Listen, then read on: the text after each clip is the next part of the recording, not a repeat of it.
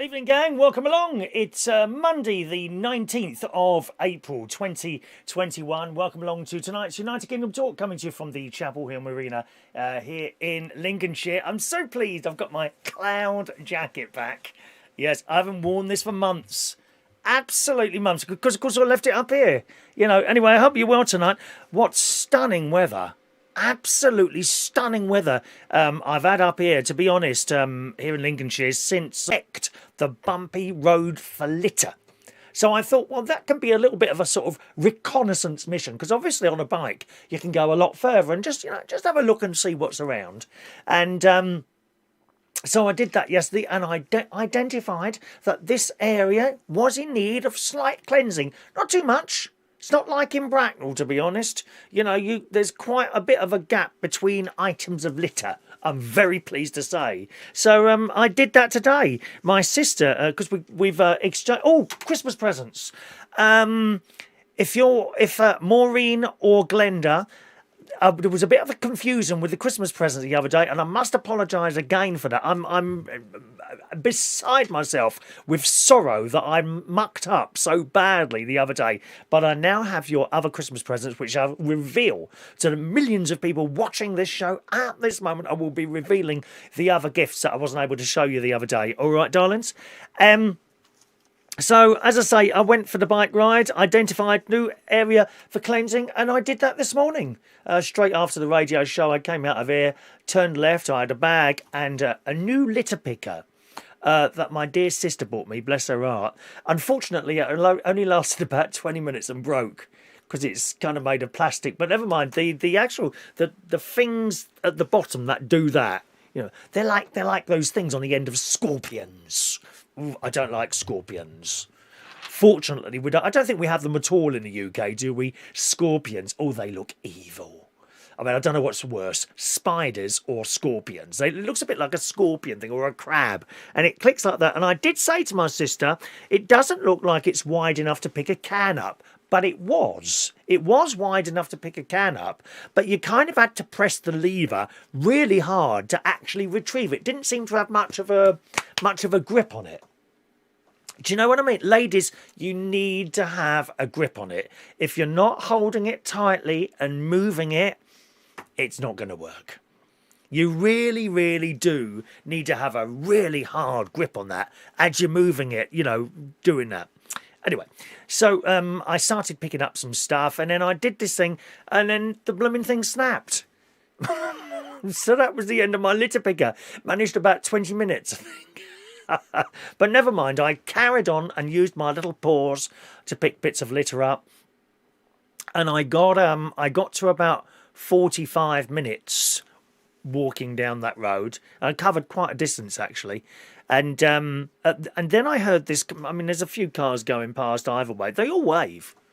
All these people wave, and even a funeral cortege went past me, and some people following it by foot. I don't think they had very far to go to the cemetery. Actually, I think it was the cemetery just opposite here. There's like a very, very small cemetery. It appears to be like proper Chapel Hill people. I wouldn't get on there.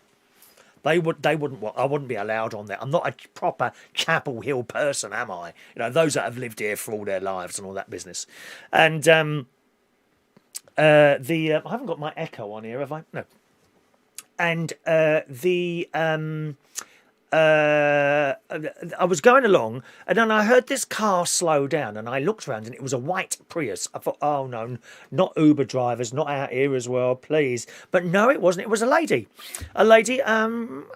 about the same age as me, I would say, anywhere between sort of around about 55, perhaps a little bit younger than me. She said, hello, is this what the people of Holland Fen do? Do you actually go out and clean your own road? I said, well, actually, I'm not from round here.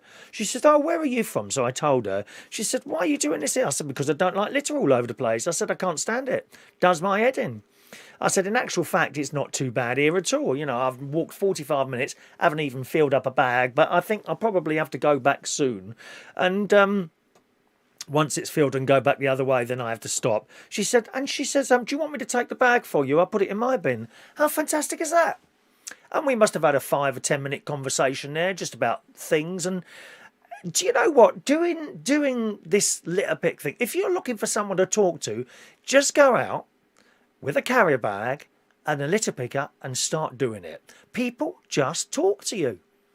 Pleasant, nice people. When I started doing this a year ago, I always thought there's going to be some people who are just going to basically come around and take the mick. Some young people. No, not once has that happened, believe it or not. Not once. People are so grateful and they come up and talk to you and you can have little conversations. And this lady, she took the bag of rubbish off me. Not only that, gave me 2 more carrier bags. So I was able to carry on a bit further. Happy days. Happy days. So then I came back here, done some lunch. This is all this morning, late morning. Came back here, got back here about 12:15. So about an hour and a half. No, I was out. No, about 2 hours I was out. Got back here, had my lunch, and then I thought I'd walk my stuff round to the bins. So I went round to the bins with these two carrier bags now full of stuff, right, and a box. And as I got there, there's another bloke there with a car. And the old fella who looks, I mean, he does all the maintenance on the site. I don't know his name, actually. He's such a nice chap. He's a really, really nice bloke. Anyway, he was doing the bins, and I'm just putting some stuff in these. They've got new bins round there, purple, right? Now, these purple bins are in the same place as the green bins. There's like green bins there for household refuse. Like when I say bins, paladins. You know, the great big things, like commercial type things. So they're that side. And on that side are blue bins, right? Now, in front of some of the blue bins, the green bins, are brand new purple bins. And I thought, OK, I wonder what they're for. And I looked at those, and it looked like they had household rubbish in them. So I thought to myself, well, they must be new bins because we've never got enough bins. OK, always, by the time the council come and collects them, which I think is every 2 weeks, these great big bins, by then these things are overflowing. So I just assumed that they would be the same, you know, because they're in the same place. Anyway, so I'm putting stuff in there, and the old fellow who was looking after, he said, oh, don't put it all in there. He said, that's for cardboard. Oh, OK. I thought they were for cardboard. He said, well, they are. I said, oh, right. Oh, it's a bit confusing. He said, the council have put them in the wrong place. So the purple ones are actually for cardboard. So presumably they're going to put them with the blue ones.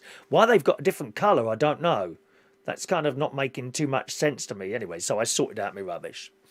And then while I was there, this bloke in the car came over. He says, oh, I saw you picking up the litter earlier on. He said, I'm just about to go down the river. Someone's chucked a fridge. A fridge. A fridge. Dirty, disgusting peasants. Someone had chucked a fridge in the river, so he was going down to fish that out. Yeah.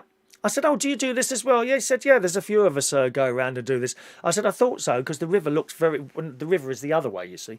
And that looked fairly clean the other day, you know, not compared to when I was doing it like 8 months ago before we had to stop coming up here for a while. So happy days, really, you see. You never know. So as I say, if you want someone to talk to, just pick a thing up. Also, just up the road there, there's a little American post box outside someone's house. You have to go across this little bridge to get to the house, and it says eggs, only a pound for eggs. Now I don't know how many you get for a pound.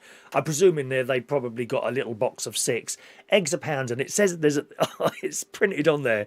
If the red lever's up, eggs are available. If it's down, there's none left. Please leave a pound in here. How fantastic is that, eh? As I was saying this on the radio show earlier on, the other thing we get is plants.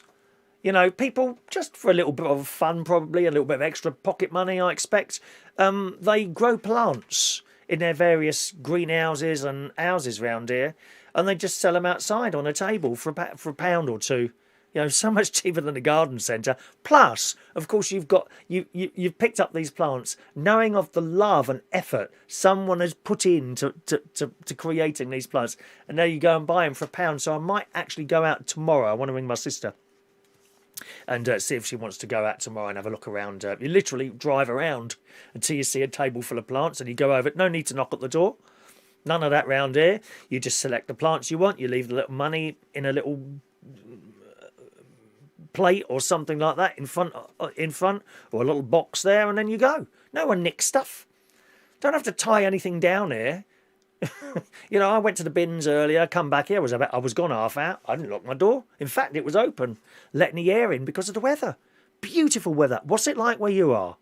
What's it like with you all? If you're in a chat box and you're trying to talk to me, I'm afraid I'm not in the chat box. To communicate with me, send me a message. Either send a text up there, top left-hand corner, okay? 07451 287 337 is my text number, 07451 287 337. Or you can send an email to the email address there, chris@unitedkingdomtalk.co.uk. Chris at unitedkingdomtalk.co.uk. If you want to, you'll be able to call in a little bit later on. We'll open the phone lines in a little while. I like to have a little bit of a chat with you first. Otherwise, sometimes you get a call and you can't kind of move on. Do you see what I mean? So I hold on to the phone lines to a little bit later on until we've had a little bit of a chat with bits and pieces. All right, my love. So once again, text in 07451 287 337. In between me sneezing. Or email Chris at unitedkingdomtalk.co.uk. Let's read a couple of messages coming in already this evening. Good evening to Milk, built in Scotland, who says, good evening, Chris. Looking forward to a good show. It's my birthday today. 35 years young. Oh, is it really? Happy birthday, Mick. Happy birthday to you. Happy birthday to you. Happy birthday, dear Mick, built in Scotland. Happy birthday to you. 35 today. Eh? Oh, I can only ever dream of being 35. It's my favourite period was actually my 30s. Yeah, 32 to 47 was my best period of life, I would say, except for the fact that my mum and dad went in my 30s. You know, one of those things, isn't it? Anyway, thank you, Mick. Happy birthday to you. Good evening to Pete Rimington. Evening to Pete. Evening to you, Pete. Welcome to the show. Dawn. Hello to Dawn. I must say, I saw your name, Dawn. I was a little bit concerned there because that was my ex-wife's name. Yeah, believe me, I have an ex-wife. Oh no, she hasn't found me on here, has she? Anyway, Dawn is actually here on the site. Now, I didn't know this. You see, you never know who was watching this. We have Heidi, of course. Heidi is on the site. Incidentally, if you were wondering, you may remember when we finished the bingo now, by the way, just in case you were wondering. But Heidi won one of the water bottles the other week, and I have actually gone round there and dropped that off at her caravan. She wasn't in, unfortunately, so I just left it outside, and she's found it. But Heidi's on the site. We have someone else on the site watching as well, which I failed to know. Dawn. And Dawn texts in, says, hi, Chris. I think she was watching a recording of one of the shows earlier. Just catching up on your show. I don't think you're with us live, are you, Dawn? You watch the recordings, do you? At your convenience, I suppose. We too have a caravan at Chapel Hill. We didn't manage to shut out down the caravan during lockdown. Imagine our horror and disappointment when we came down on Saturday to find the boiler had been leaking. Oh, Lord. The carpet plywood is all ruined. The boiler might have to be replaced. So you couldn't drain down, I suppose. Oh, gosh. I'm sorry to hear that. The boiler might have to be replaced. I have had to come home because there's no hot water or heating. I've left my partner there to try and sort it all out. Is he good at DIY, I wonder? I mean, don't ask me to help. I mean, if you want to leave it outside the door, all the stuff that you don't want. I mean, I'm quite good at taking the rubbish and dumping that in the rubbish area. But apart from that, I would be no help at all, I'm afraid, Dawn. I'm so sorry to hear that. I'm so sorry to hear that. What I do is or someone else, actually, Jeff, my good friend Jeff, who's got the caravan next to me, he did it last year. When I know I'm not coming, I pull off the water pipe. I literally turn the tap off, pull off the water pipe and open the taps. That's what I do. I don't actually open that drain down valve, really, because I don't know where, I can't find it. Can't find the drain down valve. I know it's on here somewhere.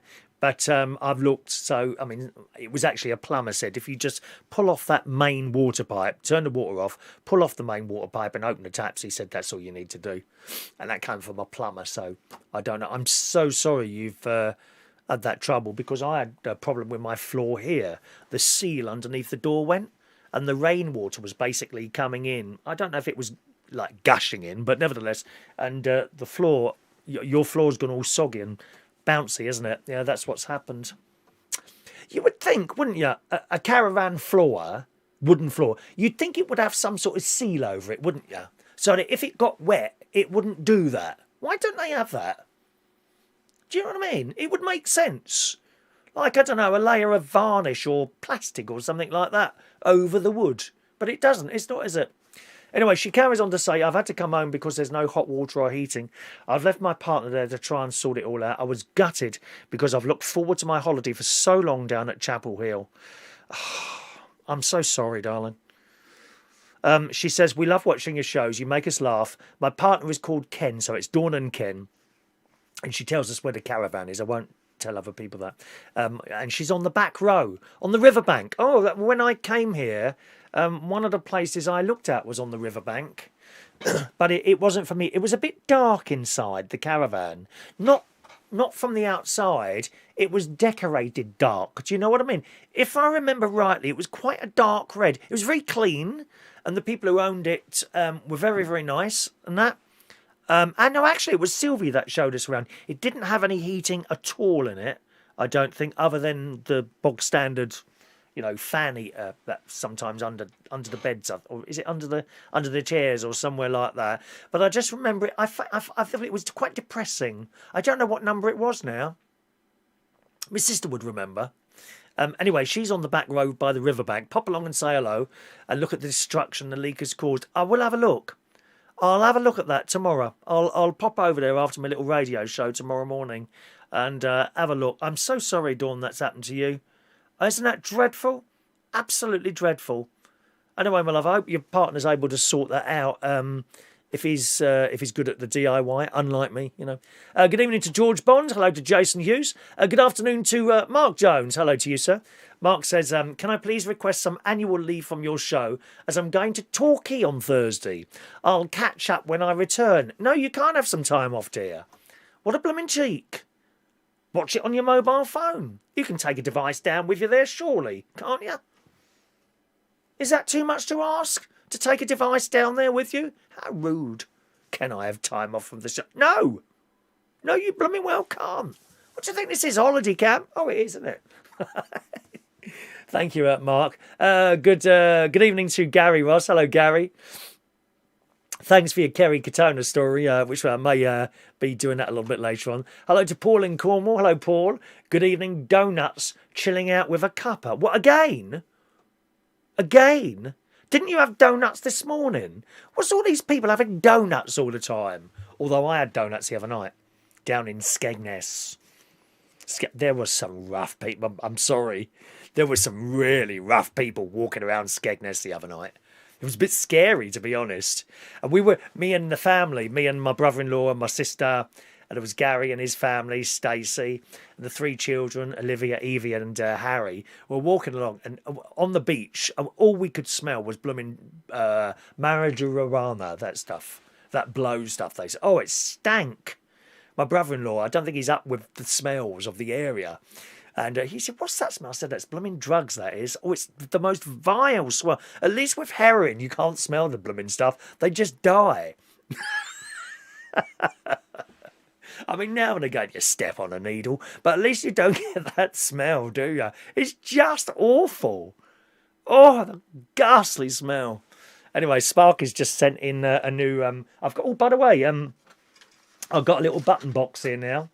You may remember, those of you that watch the show regular, you may remember my sister and brother-in-law for my Christmas present. They sent me the large button box, which meant I had a little button box. I've bought that up here now. Here it is, look. It's all the stuff's on here, all the various different things. All I push a button, something will happen. So we've got Sparky's poster on here. Watch that. Let it go. Look. Isn't that clever? He's on tomorrow. And he's taken tomorrow's show because...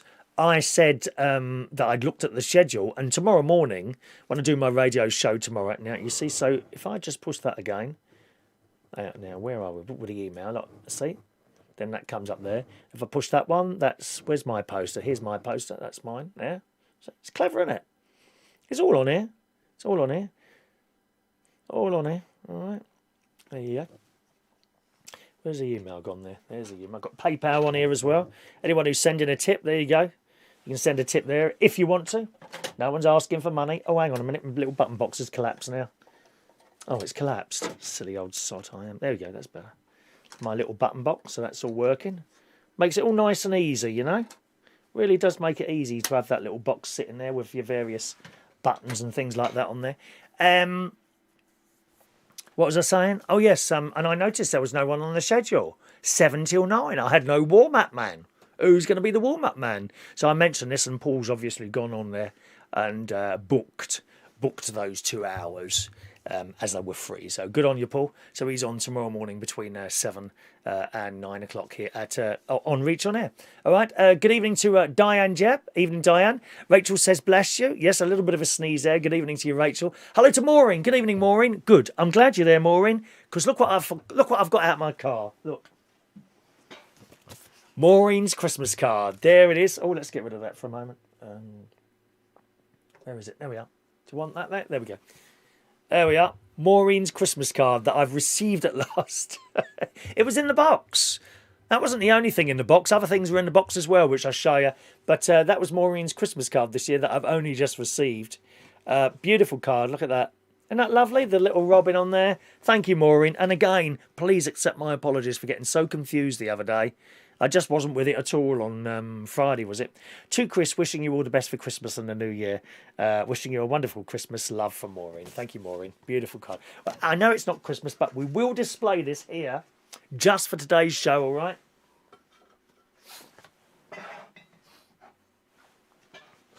There you go. Well, put that up there, Maureen. And not only that, Maureen sent me a calendar. Maureen knows I'm a big fan of steam trains. And she sent me this... Oh, it's taped up, is it? That's taped up there. I haven't opened it yet. I thought I'd do this on the show to show people. Anyone else a fan of steam trains? Are you? Do you like steam trains? Here we go. It's got a bit of tape on it there. Hang on a minute. Why is there tape on there? Oh, I see. There's cardboard in there, isn't it? More cardboard for the recycling bin. The purple one. Not for household rubbish. I thought it was going to hit me. The rubbish man. I thought it was going to hit me. Nice bloke.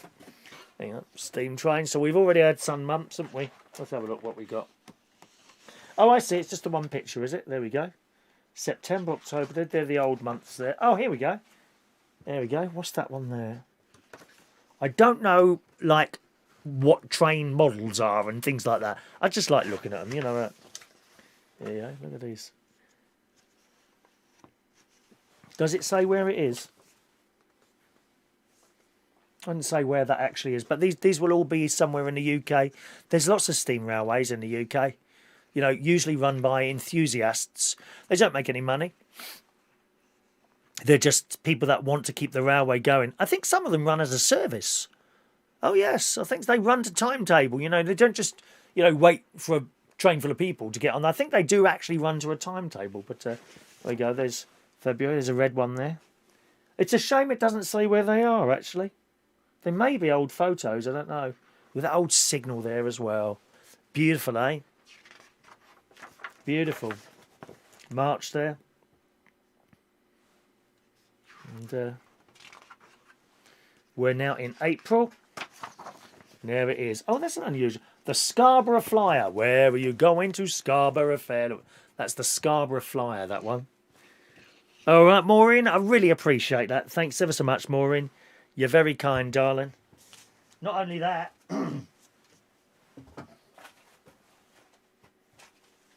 also in that box were all these little notes from Amazon, which would... Oh, Christ, where's my glasses? Oh, I have to do it without glasses. And these were the things that Glenda sent us over from America. She sent me these two items here. The caravan teapot and the caravan planter there. I thought it was a toaster. I thought it was a toaster at first. It's a planter. You know, you put plants in it, maybe put it outside. Or flowers. Put some flowers in there and have them in here. You know? And there was a little note in the box, which again I failed to see. So again, apologies to you, Glenda. And she writes, wishing you a Merry Christmas and a blessed New Year. I wanted to send you a gift to say thank you for all the joy and happiness you bring to so many people every day. You truly are a kind soul, from Glenda. And when you send a prize, a gift in the post, you can do that, you see. You send them the message and that goes in the box, and stupid me didn't see it. And the other thing that was in the box, again from Glenda, was this, which is like a wooden sign. See that there? And it says Caravan Rules. Watch, perhaps if I take that, if I can just take that cellophane off, that won't shine so much, will it? Shine, Jesus, shine, shine in the dark, shine in... Oh, I can't get it off now. Hang on a minute. I'll get that off somehow.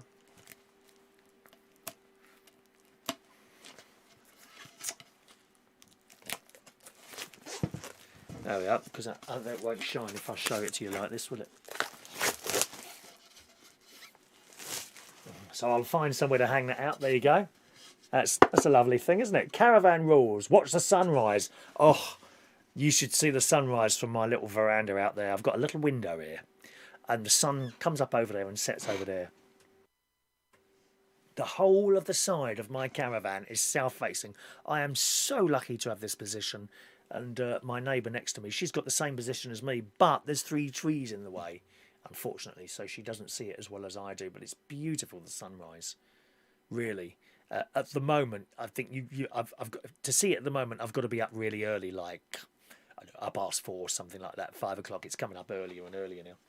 But in actual fact, you know, the opening video, that was done very early in the morning. You've seen the opening video. Oh no, actually no. Do you see the sun? No, you're seeing the moon, aren't you? I don't think you see the sunrise because that's the day opener, which we're not using at the moment, of course. Watch the sunrise. It says, wake up smiling, go for a walk. I do all these things. Have a barbecue. A barbecue is something I've never done. Never done a barbecue, believe it or not. What are those portable ones like? Are they any good? That you get from Asda and places like that? Are they very good? The old portable barbecue. I've never done a barbecue. Presumably you can do the vegetarian stuff on there. You know what I like? Halloumi cheese. Oh, that's nice. A halloumi burger. So nice. Aldi do halloumi cheese. Very reasonably priced. Baked in the oven or something. Do you like halloumi cheese? Oh, it's nice, that is. Wake up smiling. Go for a walk. Go for a swim. Actually, you know, I could book... I believe the open-air swimming pools are open at the moment now in Woodhall Spa, and I'm meant to do a booking in there. Play games. Well, we're kind of playing games doing this, aren't we? Wish upon a star and make memories and relax. Well, the relax thing, you know me well. I have great trouble relaxing. Always have.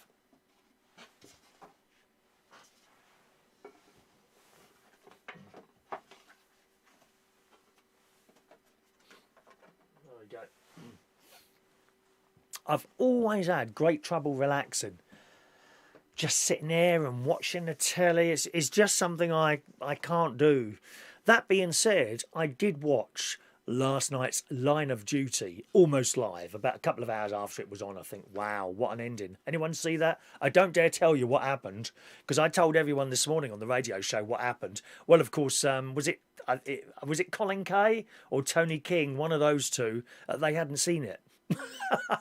So unfortunately I revealed what had happened in that, but never mind. One of those things. So there you go, Maureen and Glenda. Thank you very much for those beautiful items there. And all right, Sherry. Hello, Sherry. Majority of our neighbours here in the caravan site have leak problems. Unfortunately, it's either they've had to replace the boiler, change the carpet. We've only had minor leaks, luckily. Did you do the draining down thing though?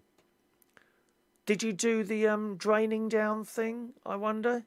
Maybe you didn't do it. Well, not you, but the other people. Because you've got to stop that water. You at least turn the damn thing off. If you do nothing else, turn the water off and open the pipes. You know. Because if you don't do anything at all and you leave that water on and you get a burst pipe, it will just keep coming. It just keeps coming out. And that's when the real damage starts. Really, you need to drain down that caravan by one method or the other. John Paris is there as well. Hello, John. Hi, Chris. Pleased to see you back here. Danny tells me you've left your show up there. To be up there. Left your show to be up there. What's that mean? Danny tells me you've left your show to be up there. I don't know what you mean by that. Hi, Chris. Pleased to see you back, dear. Danny tells me you've left your show to be up there. What? I don't know what you mean. The show is here. I don't know what you mean by that. He says, P.S. I turned off all the taps on the main supply, left taps off, shower off, but still have 3 burst pipes. Water gets trapped in the bends, so it needs a good blowout. Oh, dear. Oh, well, Oh, God. What I do with the toilet and the sinks is I put antifreeze in those if I'm going away for a long time, which is where the kind of U-bends are, isn't it? Antifreezing. Oh, that really is bad. I'm sorry to hear that, John. Very sorry to hear that. Hello to Jeff. There's our mate Jeff. Evening, Jeff. See you're still Chapel Hill enjoying the release from lockdown. I escaped for the day. Had a great time sea fishing at Whitby. Oh, Whitby. Whitby, what a beautiful place that is. Lots of people with dogs everywhere, isn't there? You notice how many dogs there are there? Lovely weather. I'm glad you had a nice time there, Jeff. All well here. In actual fact, what's happening now is I got a little bit confused with my dates, to be honest. I thought, because I told you I had a little holiday booked, only 4 days at another caravan site in Mablethorpe, which actually is where Fran is there at the moment. Oh, Fran sent us some pictures in, which I should be able to show you. I've got them on the system. I haven't put them in the programme. I'll remind me to show you those before the end of the show. And I've got a holiday in Mablethorpe booked for the end of the month. Now, I got confused with the dates. I'm supposed to have a meeting at the pub this week, and also to go and pick up the new laptop, which is going to run the karaoke, because the main one has failed. I've still got the backup one, but the main one has failed. I was supposed to do that all this week, but what I had assumed is that I'd go back tomorrow, okay? So I'd have a few days, and then the next week, and then I'd come back up here for the little holiday, plus a little bit more. No, I got that wrong. The holiday is actually next week, right? So if I go back down tomorrow, I'm only there for 3 or 4 days, and then I've got to come back up again. Well, that's just a bit pointless, really. I mean, I've got enough clothes here. I mean, it's not like I'm going out nightclubbing and have to look good. You want to see me when I'm walking around here? I'd have a Dawn and Ken. I don't know if you've ever seen me walking around here. I look like a tramp. That's just how I dress. I only do this for you. I only do this for you, you know. So, of course, it'll be a bit pointless. Go down for 3 days and then come back up here. Plus, of course, that's another load of petrol, you know. And we're a little bit tight on the old money at the moment, to be honest.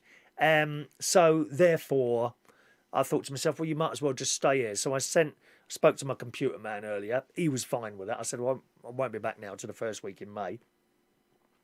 And the manager of the pub, well, I haven't been able to get hold of him, but I've sent him a couple of Facebook messages now. So he knows I'm trying to get hold of him. So I'm sure that'll be all right. But yeah, it just seemed pointless going back down and then coming up 4 days later. I mean, if there's a week or two in between, that's a different thing altogether. I think probably what's likely to happen, at least until I start work, is I'll do a week or 2 weeks up and then 2 weeks down. And then you've halved the amount of fuel that you're using and all that, you know what I mean? But it's lovely, and especially with the weather. Oh, the weather is just amazing at the moment. Hello to Steve Murray. Good evening, Steve. Missed the bingo last night. Yes, I'm afraid that's gone now. No more bingo, my darling Steve. Sorry about that, my love. Just kind of doing it, getting less and less people, so it was pointless. It was pointless. Why it didn't work, I do not know. I thought it was quite good, that. I really thought that was good. The quiz as well, you know. You see some people doing quizzes. I mean, actually, I've been seeing a couple of people on Facebook doing quizzes, and sometimes they're literally talking to themselves. There's no one doing them. No one. When I thought I was doing pretty badly with sort of 35 people playing. These people have got 1 or 2 people playing the quiz, if they're lucky. And you watch this one comes up, and then it drops down to 0. and I do feel sorry for them. On the other hand, there are people on YouTube who aren't particularly good at it. I don't think, or there's no that's unfair. They do the quiz, but it's straight. Do you know what I mean? This is straight, right? This is straight. You know how I do a quiz. I do a quiz almost similar to this, and the same with a bingo. When I say a straight quiz, I'm in this. Question 1. There was a big funeral on Saturday. Who was the funeral for? Question 2. Who is the mother? And that's what I mean by straight. And there's people on YouTube doing these straight quizzes, which is not for me because there's no flair. I like a bit of flair. But there's like 14,000 people playing. And I'm like, okay, maybe I'm not worth 14,000, but for Christ's sake, 35. And it was the same with a bingo. I can't find someone else that does a live bingo like we were doing. And it was pretty good. But the time, it was looking exactly as I wanted to look. But when you've got people on Facebook doing bingos and they've kind of like sitting in front of a computer like that, and it looks a bit amateurish, and they've got pens and paper writing down numbers and stuff like that, and a little wheelie thing they're pulling balls out of, and there's 150 people playing. And I'm like, where am I going wrong with this? And in the end, you just throw in the towel. Just threw in the towel, and that was it. Hello to you. Can't just if something's not working, you've got to come out of it. Hello to Amelia Phillips. Good evening, Amelia. Hope you're well there. Adam the Plumber's there. You could do a UK Talk barbecue and invite all your loyal fans into it. Oh, don't turn up here, dear. Don't turn up here for something evil. There's no dead animals being cooked outside my caravan. I love you, thank you very much. Adam's just had his injection. He's been stabbed in the arm and has no side effects. Yeah, what time was that, mate? What time did you have that? Far too early. Was that just a few hours ago? You don't get those side effects yet, darling. Let me know if you do wake up tomorrow. That's all I'm saying. Oh, don't worry too much. My mate has his second jab, and he was perfectly all right after the first one. The second one, he's not had a good time at all. I'm still waiting to hear about mine. My second jab there. John says, sorry, mate, he meant reach on air. Okay. Danny tells me you left your show. Oh, what? So as not to do it? No. I'm doing the Reach on Air show in the morning. You don't listen to that, do you, John? That's probably, I don't. Not everything is for everyone. I don't think you listen to the show, do you? Maybe just winding us up. Yes, antifreeze in the WC and cistern. Luckily, Sherry's a plumber, so she fixed ours. See the video. Yeah, Sherry's fixed the plumbing, is she? Good luck to her. Good luck to her. Sherry does her own. Sherry. What's the name of the channel again? Sherry DMP, something like that. Tell us what it is. And good evening to Mandy Davenport. Just texting into the show. Hello to you, Mandy. All right, my love. Email or text. That's how you can contact me, gang. Chris at UnitedKingdomTalk.co.uk or text 07451 287 337 is my text number. Do you know what? I'm going to let me get you Fran's pictures. Oh, hang on, I've done something wrong now. I want to show. Is Fran with us today? I can't remember if Fran's with us today. No, she's on holiday at the moment, also in Mablethorpe at the moment. I probably won't see her while I'm up there. Hang on a minute, that's gone wrong, isn't it? Now let's go back to that. There you go. Go back to that, and let me see if I can show you the lovely Fran's pictures as she was kind enough to send them in. Image 4. Where are you, Fran, darling? Oh, she's not on that lot. I thought you was on there. Videos. Fran, where are you, Fran? Oh, Christ, I can't find you now. I'm sure I put you on here. Where are you? That's desktop. Is that desktop? Show videos. Downloads? It says bum there. I wonder what that is. Bum. I better not put that up just in case it's something dodgy. Well, that's odd. I'm sure I downloaded Fran's pictures onto here for you. What the hell happened to those? Hang on a minute. Let's see where they went. There she is. Save link as. Or maybe I've... Fran1. Hang on. Fran1. Or maybe Fran1. Okay, well maybe not. Maybe I didn't do them. Let's try again then.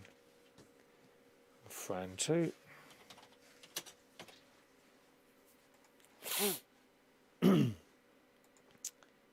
Okay, close that. Let's see if we can get those now. Where are you, darling? Fran1. I'm still not there. How can they not be there? Oh, there we are. Fran1. That's it. Oh, she's very good looking, Fran. Very pretty. And there's a picture of her in a caravan, which I'm just trying to get up for you. Just stay there a second, darlings. The picture's a little bit big to fit to the screen. Just got to make that a bit smaller. There she is. And she's got one of her winning T-shirts on. Okay, right. So how are we going to do this? Come out of there. Right, here's the first one of Fran. There you go. Oh, look, she's got a sticker on her fridge there as well. Can you see that? She's sent in another picture as well of some cakes that she's obviously been doing some cooking. Let me get that for you as well. Fran1, Fran2, there we are. Fran2, that should be easier, that one. Yes, it is. There we go. Okay, so there's a picture of Fran. She's been advertising the show while walking around Mablethorpe, I'm pleased to say.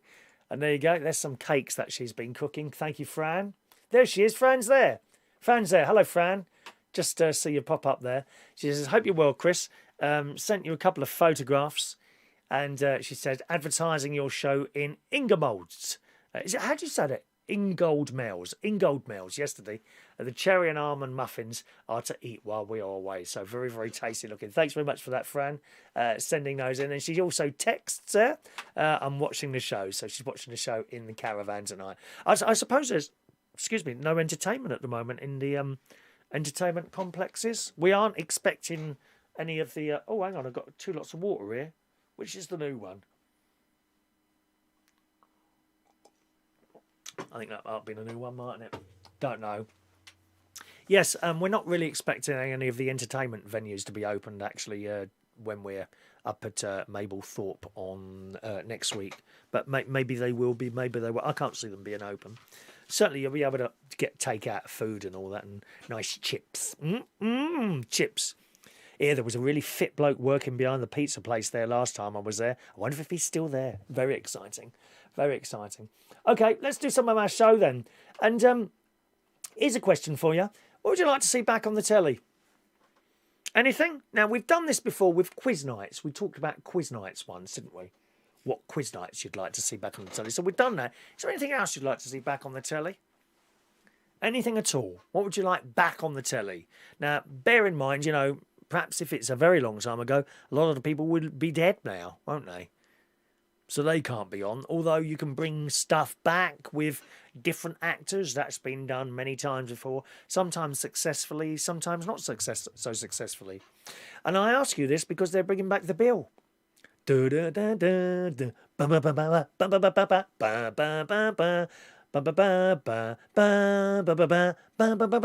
one.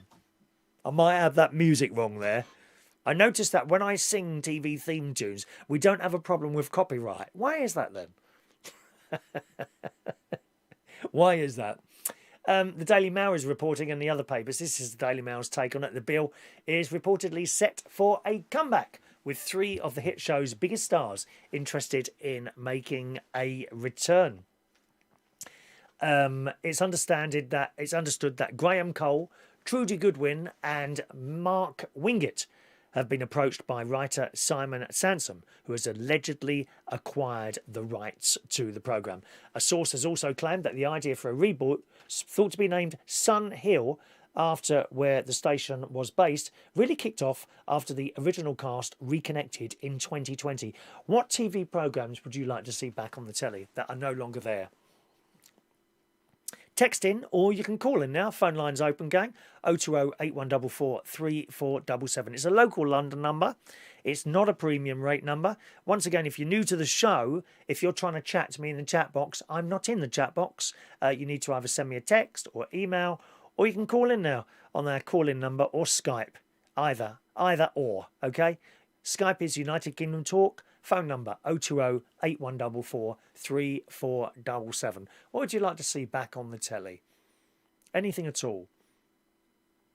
I'd quite like It's a Knockout. Do you remember that? Stuart Hall, of course, who he got done for. What did he get done for? I'm not sure if it was the pedo stuff. I don't think it was the same as the Jimmy Hill thing, was it? I'm not quite sure what it was. I think. Well, I'm not quite sure. I don't think he was the same as Rolf Harris and Jimmy Savile. I might be wrong with that, but he got done for that, didn't he? And then it was brought back years later on Channel 4 by Keith Chegwin. Keith Chegwin did it. But it just wasn't the same. To be honest, it wasn't the same without Stuart Hall and that laugh that he kept doing. Because what happened on Channel 4 is that they brought it back with Keith Chegwin and the boxer bloke, not Lenny Henry, Frank Bruno. Frank Bruno, he did like the Eddie Waring bit, and he just kept laughing, except it didn't sound real. It sounded fake.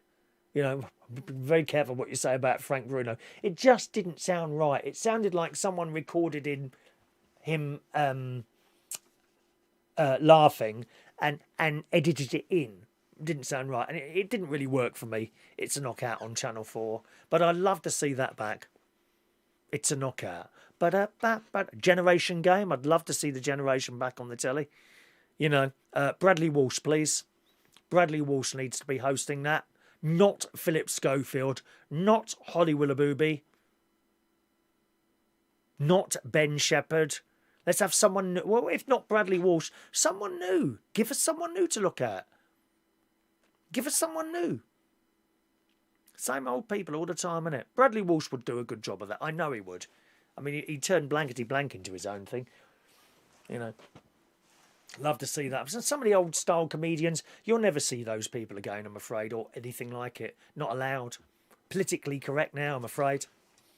Let's take a... Oh, why didn't that call come up? If you just tried to call, try that again. I don't know why that came... It says a missed call there. Do you want to try that again?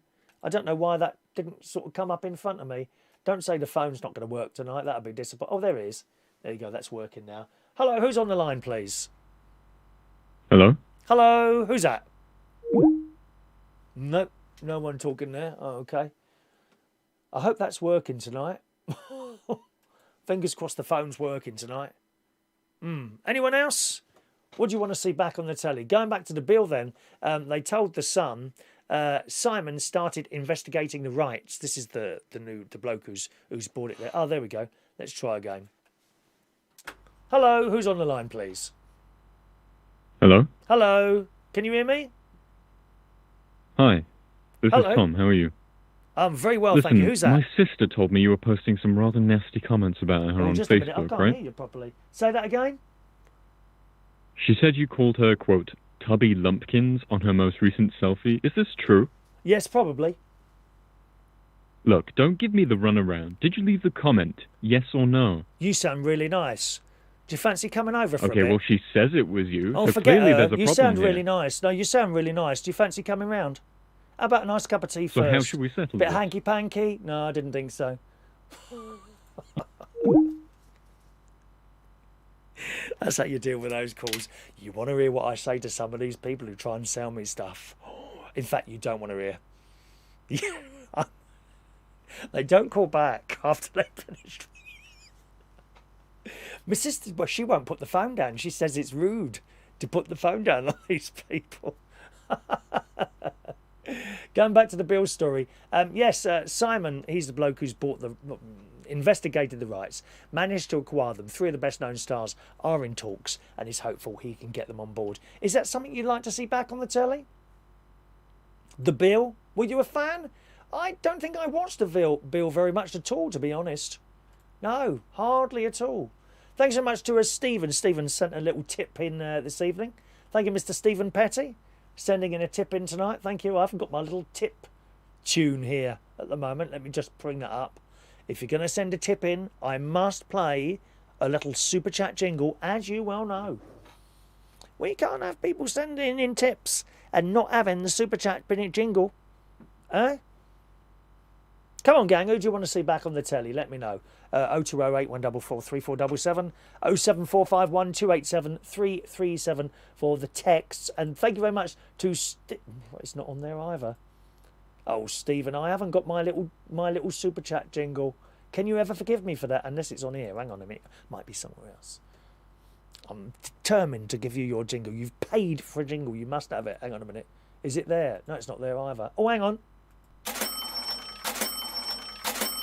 There you go, Stephen. Happy? I'm happy now that I've played it for you. Thank you, Stephen. Sending in a little super chat thing there. Let's see what you're saying there about the old TV shows. George Bond says, I'd like to see fishing and archery back on the telly. Was there ever a fishing show on the telly? I don't really remember a fishing show at all, my darling. What was all that about? The fishing show? Or archery? Don't remember those. Well, there was Bullseye, wasn't there? With the great Jim Bowen. Da-da-da-da-da-da-da. That one. Oh, I used to like that. He was funny. Jim Bowen. He's got, he's not with us anymore, sadly, but there's a YouTube video of him in some sort of interview, and he reveals what he thought about Summer Bullseye. And one of the things he says is that, you know, when you think about it, you know, you used to go on there and someone would win a boat, you know, and these people would live in a flat. Well, what are you going to do with the boat? And he was quite right. I suppose a lot of them would just sell it on straight away, wouldn't they, really? But of course, you know, when you're on the telly, when you're doing a show and someone wins a boat, it looks really good. And of course, that's what it's all about. It's not necessarily for handing over the prize to someone, but it looks good to give away a boat. I actually think it looks better to give away a boat than it does £10,000. You know, I've always felt that to do a quiz show on the telly, if the format is good, you don't need to be giving away huge amounts of money. I mean, look at Blankety Blank. It was huge. The Generation Game, huge programmes, huge. Millions of people loved that programme, but the prizes were actually just a load of old tat. A little bit like my bingo prizes, to be honest, wasn't it, eh? Good evening to Shania still. Good evening, Shania. What show would you like to see back on the telly, Shania? Anything for you, my love? I reckon you'd be a Tom and Jerry person, or perhaps Sooty and Sweep. I saw someone posted on Facebook today, actually. There's a couple of companies now that you can ring them up and order personalised messages. You know, a lot of the stars are doing personalised messages. Some of them are reasonably priced. Others are silly money, like 200 quid. I think old... who's the cleaning lady now? She upset a load of people on Big Brother. Kim, isn't it? It's Kim? Kim someone. She was doing these personalised messages for about 25 quid, which I thought was very reasonable. And for that, you know, you send her, I don't know, what you want said. I suppose there's a limit to the amount of words. You know, you wouldn't send her a book to read, would you? You pay your £25 and she records a personal video message or something like that. I mean, you could have jingles done like that, couldn't you, for your radio show? Hi, you're listening. This is Jason Donovan. You're listening to the Chris Reardon Show or something like that. You know, just a little bit of fun, really. That's a good idea, though, isn't it? But someone was advertising it for Sooty. Well, how does that work? Because he don't talk. Someone, I kid you not, someone was adding it, asking for Sooty. But he's mute, isn't he? He doesn't talk. So perhaps they said, you know, you pay your £25 or whatever it is, and you get a minute of silence. A lot of people would like to pay me to be silent for a minute. I refuse. I will not be silent for anyone. Thank you very much. Rachel says the Krypton Factor was good. Yes. I didn't watch that regularly, but I did see it. That was quite a good programme, wasn't it? The Krypton Factor. Hello to Ollie K. Good evening, Ollie.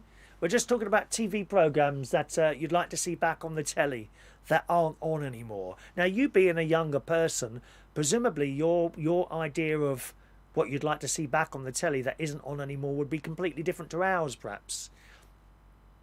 How about Keeping Up Appearances, people? Oh, I love that. Patricia Routledge. I mean, she's still acting, isn't she? Patricia Routledge.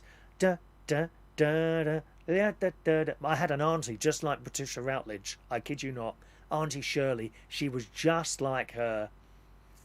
I loved that. My mum used to love that programme. Richard! The bouquet residence, the lady of the house speaking. Lots of people do that on TikTok there. Have you seen that new, incidentally, Rachel, have you seen that new TikTok where they're doing this sort of bending over and moving their bums forwards and backwards? What's all that about? Bit odd, isn't it? Jason Hughes would like to see Heartbeat and Wild at Heart back on TV. I don't know Wild at Heart. Heartbeat, yes, of course. Excellent programme. First of all, with... Very good indeed. Very, very good indeed. Sorry. Oh, I think you lost us for a moment there. Did you lose us for a moment there? I think we're back. I think you might... Did you lose us for a second or two? Did you lose us? I was just talking about Heartbeat. And the fact that if you get the train at Whitby, right, you get the train at Whitby, you can get off at one of the stops where they filmed a lot of Heartbeat. It was really good. Really good. Anyway, that's Heartbeat. Yes, I'm sorry, you might have lost us for a moment or two then. Sorry, gang. George says the higher and lower back on Bruce Forsyth. Play Your Cards Right. That was a good one. Da, da, da, da, da, da, da, da, bum, bum, bum, bum. I love it. Play Your Cards Right. That was a good one. Hello to Vera Taylor. Hello, Vera. Who says, hi, Chris, I'd like to see the $6 Million Man and the Mary Tyler Moore Show. $6 Million Man, that was good, wasn't it? I'm just trying to remember the music to that. Da, da. No, that's Kojak. Can't remember the music to that one. $6 Million Man. Mary Tyler Moore, I didn't really watch that at all. Didn't watch that. Jason Hughes again. 40 Towers and Some Mothers Do Have Them. Ba, ba, ba, ba, ba, ba, ba, ba, ba, ba, ba, ba, ba. Oh, someone was moaning about that the other day, that it wasn't politically correct. Some mothers do have them. Because apparently, you know, there was a bit where he was, I think when he was playing the angel, swinging from the rafters in the church, and someone shouted out, who's that fairy up there, or something like that. Well, they didn't like that, did they? Oh, please, get on with it, love. Get on with your lives, dear. Stop moaning. Turn it off if you don't like it. You've spoilt it for everything else, you know. Mick Davenport, hello to Mick, who says, good evening, Chris. He's had to burn a load of old fencing. What a terrible thing to say about your wife. You are dreadful sometimes, Mick. Hit him, Mandy. Hit him, darling. Me and Mandy are at Golden Sands, Mablethorpe in September, so they're going up there as well. I don't know what the holiday place is. I think it is Haven Holiday Golden Sands, isn't it? I think it is. Thank you, Mick. He'd like to see Alf Garnett back on the telly. No way. They just wouldn't allow it. They wouldn't allow our Alf Garnett at all, would they, eh? Ollie K would like to see Grandstand back, as I haven't seen that in a while. Oh, when did that finish, Grandstand? Were you even born then, when Grandstand finished? Hang on a minute, let's have a look. Stand cancelled. Hang on a minute. Because you're 13, aren't you? It finished in 2007, so 17, 18, 19, 20. You was only 1 year old when that finished. Grandstand. It used to be on every Saturday, Ollie. Ask your dad, he would have known it. Ask your dad. All right, Grandstand. If I don't know if you're with us tomorrow morning, Ollie, but I'll use that as a backing tomorrow, one of my beds. Amelia Phillips, 1 foot in the grave. That's a good one. 1 foot in the grave. Thank you, Amelia. Just texting hello to Dylan Hutchinson. Good evening, Dylan. Who said, I hope you're well. I like your outfit of choice today. I think it suits you. Thank you, Dylan. And he'd like to see back Only Fools and Horses to come back on TV, as I've recently got into the show. A huge show. Only Fools and Horses. My father used to love that as well. Loved it. Only Fools and Horses. Some more from Rachel. The Equalizer, Chips and Starsky and Hutch. Starsky and Hutch I used to watch regularly. I love the cars. We were talking about that this morning, actually, Rachel. The cars. Those two cars. I wanted the red one. I had a good old David, so I can't see him jumping in and out of cars like he did then, can you? He made an appearance on Casualty a few years ago, didn't he? And, of course, he brought out some songs. You know, Silver Lady. Come on, Silver Lady, take my hand. And don't give up on us, baby. And what was the other one? It sure brings out the love in your eyes. If you're with us tomorrow morning, Rachel, ask for some David Soul. We'll do some David Soul tomorrow. I haven't played him for ages now. David Soul. Wonderful. Dad's Army, says George Bond. Well, of course, they did bring it back. They made a couple of episodes with different people. Because, of course, they're all dead except for the Vicar and Ian Lavender. Those two are still alive. The Vicar's really old now. He's well into his 90s. And Ian Lavender, they're still alive. But everyone else, sadly, is no longer with us. And in actual fact, the other one, the supermarket, Are You Being Served? Remember Are You Being Served? All gone. All of them. Every last one. Every single one of those is no longer with us. And they gave us so much entertainment, didn't they? We used to laugh and laugh and laugh at that stuff. There's not much on the telly that makes me laugh anymore, really. Not really. Gary Ross used to love London's Burning. And Strike It Lucky. Da, da, da, da, da, da, da, da, da. Michael Barrymore. That was very unfair and unfortunate what happened to him. He got the blame for that, and it can't have been his fault. I've told you before. I reckon I know exactly what's happened there. Is that everyone was either drunk or off their heads. Okay, they're all at this party. Someone's fallen in the water, died, and because they're still also out of it, no one's noticed. No one was murdered. I'm convinced of that. I'm absolutely convinced of that. I've been to some of these chill-out parties 30 years ago now, and I've seen how people are there. You know, I've been to raves and nightclubs and turnmills, right? And we used to have to come down these steps into this club, 3 o'clock on a Saturday morning. 3 o'clock on a Sunday morning, I beg your pardon. That's when it opened. Or 3:30, something like that. And throughout the night, you know, someone would fall down the stairs and collapse at the bottom. No one knew. No one noticed. We just carried on. Laying there for hours.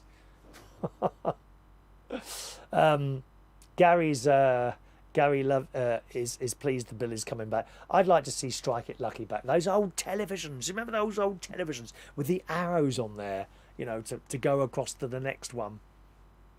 Wonderful. Hello to Weird City Citizen. Hello to you. Tales of the Unexpected and Sapphire and Steel. Tales of the Unexpected. I've got the bed to that as well. Dun, dun, dun, da, da, da, da, from Anglia Television. Da, da, da, da, da, da, da, da, da, da, with a little horse going around, wasn't it? Knight Rider for Fran Green. That car. That black car. Steve Murray, Blockbusters. I'll have an F, please, Bob. Blockbusters. Again, excellent, Steve. First time I ever saw that, I was actually on holiday at Pontins. It would be 1983. And this thing came on the telly, and what attracted me to it was the music. Da da da da da da da da da da da da da da da da da. Bob Holness, again, another one no longer with us. Sad. Mick Davenport remembers the wrestling on a Saturday. Big Daddy, Giant Haystacks, Nagasaki, and Mick McManus from Peckham. Saturday afternoons, World of Sport. Shania says, I think someone was pranking you on the phone then. Oh, I'm sure they were, dear. Don't worry about that. It's all part of the fun here. So we don't worry about pranks too much. That's all right. Some people get ever so upset. I just take it as part of the show, really. You know, it's not exactly a serious show, is it? Let's be honest. Dad's Army and Ronnie Barker, says George Bond. Well, they're all dead, unfortunately. As I say, they made a couple of new episodes of Dad's Army, which was okay. It wasn't too bad, but it's not the same. You can make some things again, but other stuff you need the original characters in there, don't you?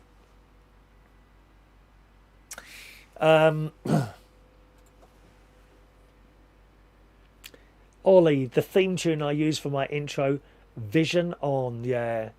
Do do do do do do do. Do, do, do, do, do, do, do. That's called The Gallery. That's right. Vision on the Gallery. Also seen on YouTube. Another one of my back-ins. I see you use it as well. Vera Taylor, The Dick Van Dyke Show. Yeah. That's a good one. Rachel says she's at work in the morning, but home on Wednesday till Tuesday. Remind me on Wednesday. Remind me on Wednesday and I'll put it on there. Rent a Ghost, says Mick Davenport. Oh, who was the really annoying character in that? Mr. Clayton. Oh, he just used to do my head in. Rent a Ghost. That one, wasn't it? Anyway, just some of the stuff you want to see back on the telly. And the Bill. They're going to make the Bill again. So that's brilliant news, isn't it? I'll watch it this time around, I think. Definitely watch it this time around. All right. Okie doke, gang. Let me just check my emails. Never want to miss out emails. 0208 144 3477 if you want to call in today. But I just wonder if television is finished as we know it. No longer are we sitting there, this is on at 6 o'clock. This is on at 7 o'clock. Of course, it all started years ago when we got video cassette recorders, didn't it? Did you have one? I remember my first video cassette recorder. £500 it cost me.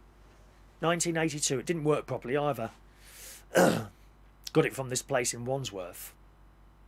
And it came with a film. The film it came was Escape from Alcatraz. Remember that film? Great film. Really brilliant scenery. And it worked. I was living with Mum at the time. It did work. But if there was a scene in it where there was a sudden bright light, like an explosion, like a white explosion, the picture would go all funny. And it would come back again. But it didn't work properly, this thing. And I went back and the shop had gone. They went out of business. £500 I paid for this video cassette. And it was Betamax. And then when I got married, I took the video cassette recorder with me. And I wish I hadn't done that. I don't know why I did that. I mean, I bought it with my money, but I felt, I remember even at the time feeling guilty taking it, and Mum and Dad said, "No, it's yours, you take it." And then they bought a VHS one, which was far superior to the Betamax one, actually. The Betamax just kept going wrong, this blooming Betamax. Oh, we got a call now. Let's take a call. Daniel Woodhouse is on the line. Hello, Daniel. Hello, Chris. Oh, blimey, you're blasting through today. Am I? Yes. Ooh. Jesus. Are you using that Skype again? Yeah, it's Skype. I ain't done anything to the computer, though. Right, you've quietened down a bit now. Okay. Right. Okay, if I talk a bit hushy-hushy, then. You were really, really loud then. Yeah. Oh, right. Well, so you're asking me then, what would I like to see back on television? Yes. I'll try and divert from quiz shows, because we've more or less done all them. Yeah, we did quiz shows the other week, didn't we? Yeah, that was a good thing. Although, actually, apart from, I don't think I ever mentioned Winner Takes All. Winner takes all, da-da-da-da, winner takes all. Now, who was that? Well, it was either Jimmy Tarbuck. Jimmy Tarbuck, yeah, that's the one. At first, but then it was, then of course Geoffrey Wheeler took over. Geoffrey Wheeler? Yeah, he was the one who was who actually was reading the questions. Right. At first, and then I think Tarby moved on to do a quiz called, well, another one I'll come to me, called the Frame Game. The what? The Frame Game. The Frengay?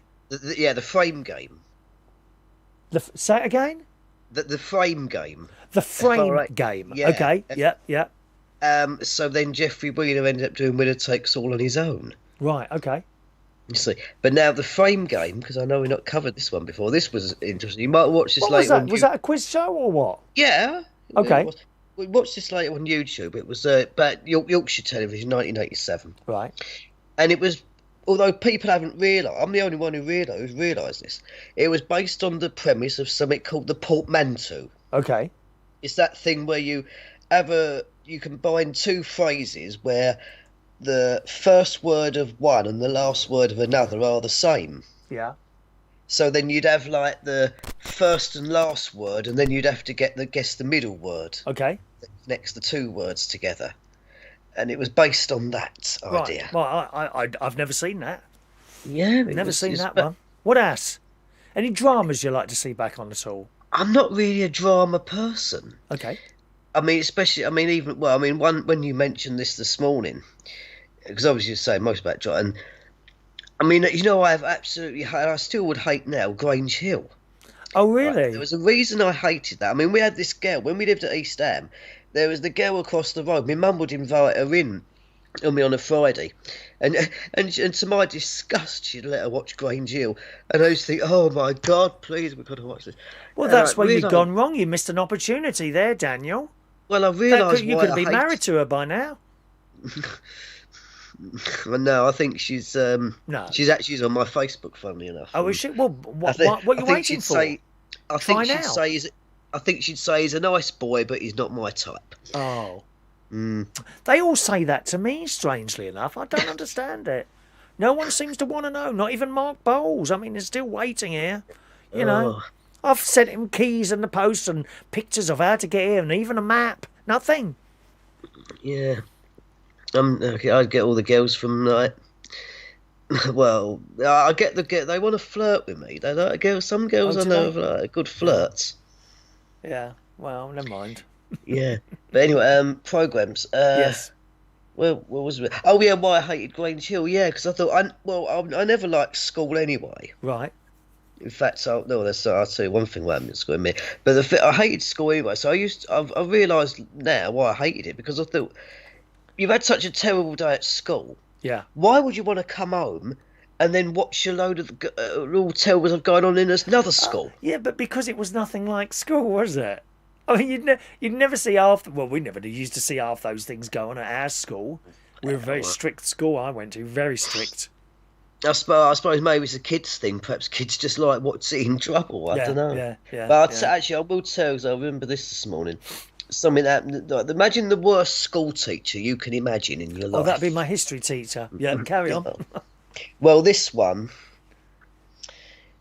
she was like, it was year 4 primary school, and she actually shouted at me in front of the whole class once. She said, "Your friends and relations might like you, but I certainly don't." What a nice lady. Yeah, she was this teacher. She was so bad that actually my mum, who would normally be a great respecter of education, yes, she actually wrote in the last report of that school year. She put down something along the lines of, "The way this report has been worded shows that you have no respect for me as a parent. Therefore, I cannot comment any further." Oh, what a nice lady. And I thought, yeah, well done, Mum. Yeah, so even my mum couldn't stand her. Oh, well. In fact, the strange thing was this: she was last actually seen working in a florist shop in Upminster. So there was another school program years before that called Please Sir. Do you remember that? I've heard of it. Yeah, that was another school program. Yeah, wasn't it? that would more be on a par with On the Buses, I suppose. Yeah. Still London Weekend, wasn't it? Ollie Kay just sent in a message. She got told. Your teacher, she got told. Yes. Yeah. Told. Yeah.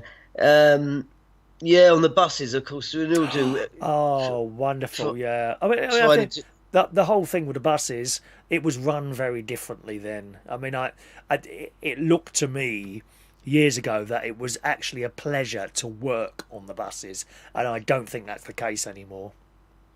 Yeah, I suppose you want me to do the old, you know what, who I hate you, butler. I mean, we used to love On the Buses. The bloke killed himself, didn't he? The conductor, what's his name? Oh, Jack Harper. Yeah, didn't he kill himself? Bob Grant committed suicide. Yeah. After he wasn't getting enough acting work. Right. It's a terrible thing, you know. For one moment, you're very popular, and then you lose all your work, and no one knows you anymore. That's hard going. That's got to be hard going. That, you know. Uh, yeah, sorry, I've just say. Oh, so I just saw something there, Chris. So There's a couple of other comments from people here. John Parrish, the excellent, fantastic two programs from John Parrish here. He mentions, of course, the Onedian line. Wow. oh, the Wanted line. Beautiful piece of music. Oh, the pictures from that. I remember that on a Sunday night. And Softly, Softly. Do you remember that one? Detective No, series? Softly, Softly. Yeah, I I've remember heard that. it mentioned. Yeah, police programs they were. And and I suppose since that, because I know they've all been saying it tonight. I'll say Heartbeat, but I'm talking about the one with Tony Hart Okay, and Margot right. when I, she used to make all those things. She make all these like models, card and matchboxes and all that. You try making them at home, and they just go fall to bits. or perhaps you're no good at DIY, the same as me. Look, I mean, it took you over a year to replace the smoke alarm battery in your thing. Yes. Well, only because I realised it just, things do take a long time, and all of a sudden, ping! Yeah, you had to Oh! squeeze it rather than pull it apart, didn't you? Yeah. Well, I there was squeezed no my new litter refix. picker today too hard and it just snapped. I've ordered another one. Should be arriving at my sister's house tomorrow, I hope. Yes. Oh, well, there we are then. George Bonds mentions Countdown. Well, that's still on, George. You paying attention, George? That's still on, dear. Countdown. Yeah. Doo-doo-doo-doo-doo. Now, someone's just taken that over, haven't they? A lady. Well, apparently Anne Robinson. Anne Robinson, yes. That's right, Anne Robinson. Yeah. I look forward to seeing her on that. I like Anne Robinson. I like her. And you are the weakest link. No. You are the weakest link. Goodbye! You are the weakest link. Can I just move on to something else now? Yeah. Did you see the funeral of Prince Philip Prince at all? Philip. Was that something I that you had it watched at on. all, or I had it on. I saw bits of it here and there as I was moving around the flat. just bits of it? Okay, yeah. I saw the bit. Well, they reckon that because Alex Belfield did a bit where apparently the Queen was seated on her own. I actually thought he meant the way you saw the photo. I thought it looked like everyone had gone and she decided to stay behind in the chapel. No, no, not at But all. That's how no, that's how it's- she was. She was literally sitting there on her own. Incredibly sad. Yeah. It was the one of the sad. I've got to be honest.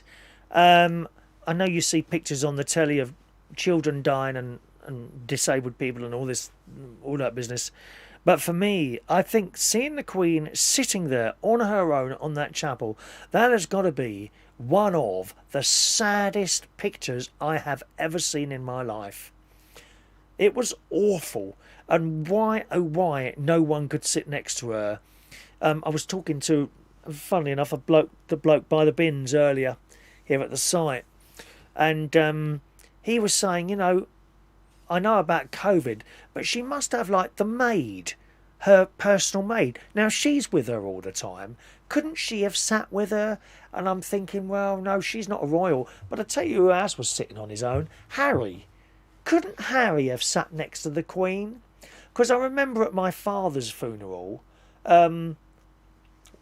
at the front of the church sit the closest people, and there was my mum, and I think my sister and her family, and I was at the front. And during most of that mass, I had my arm around my mum.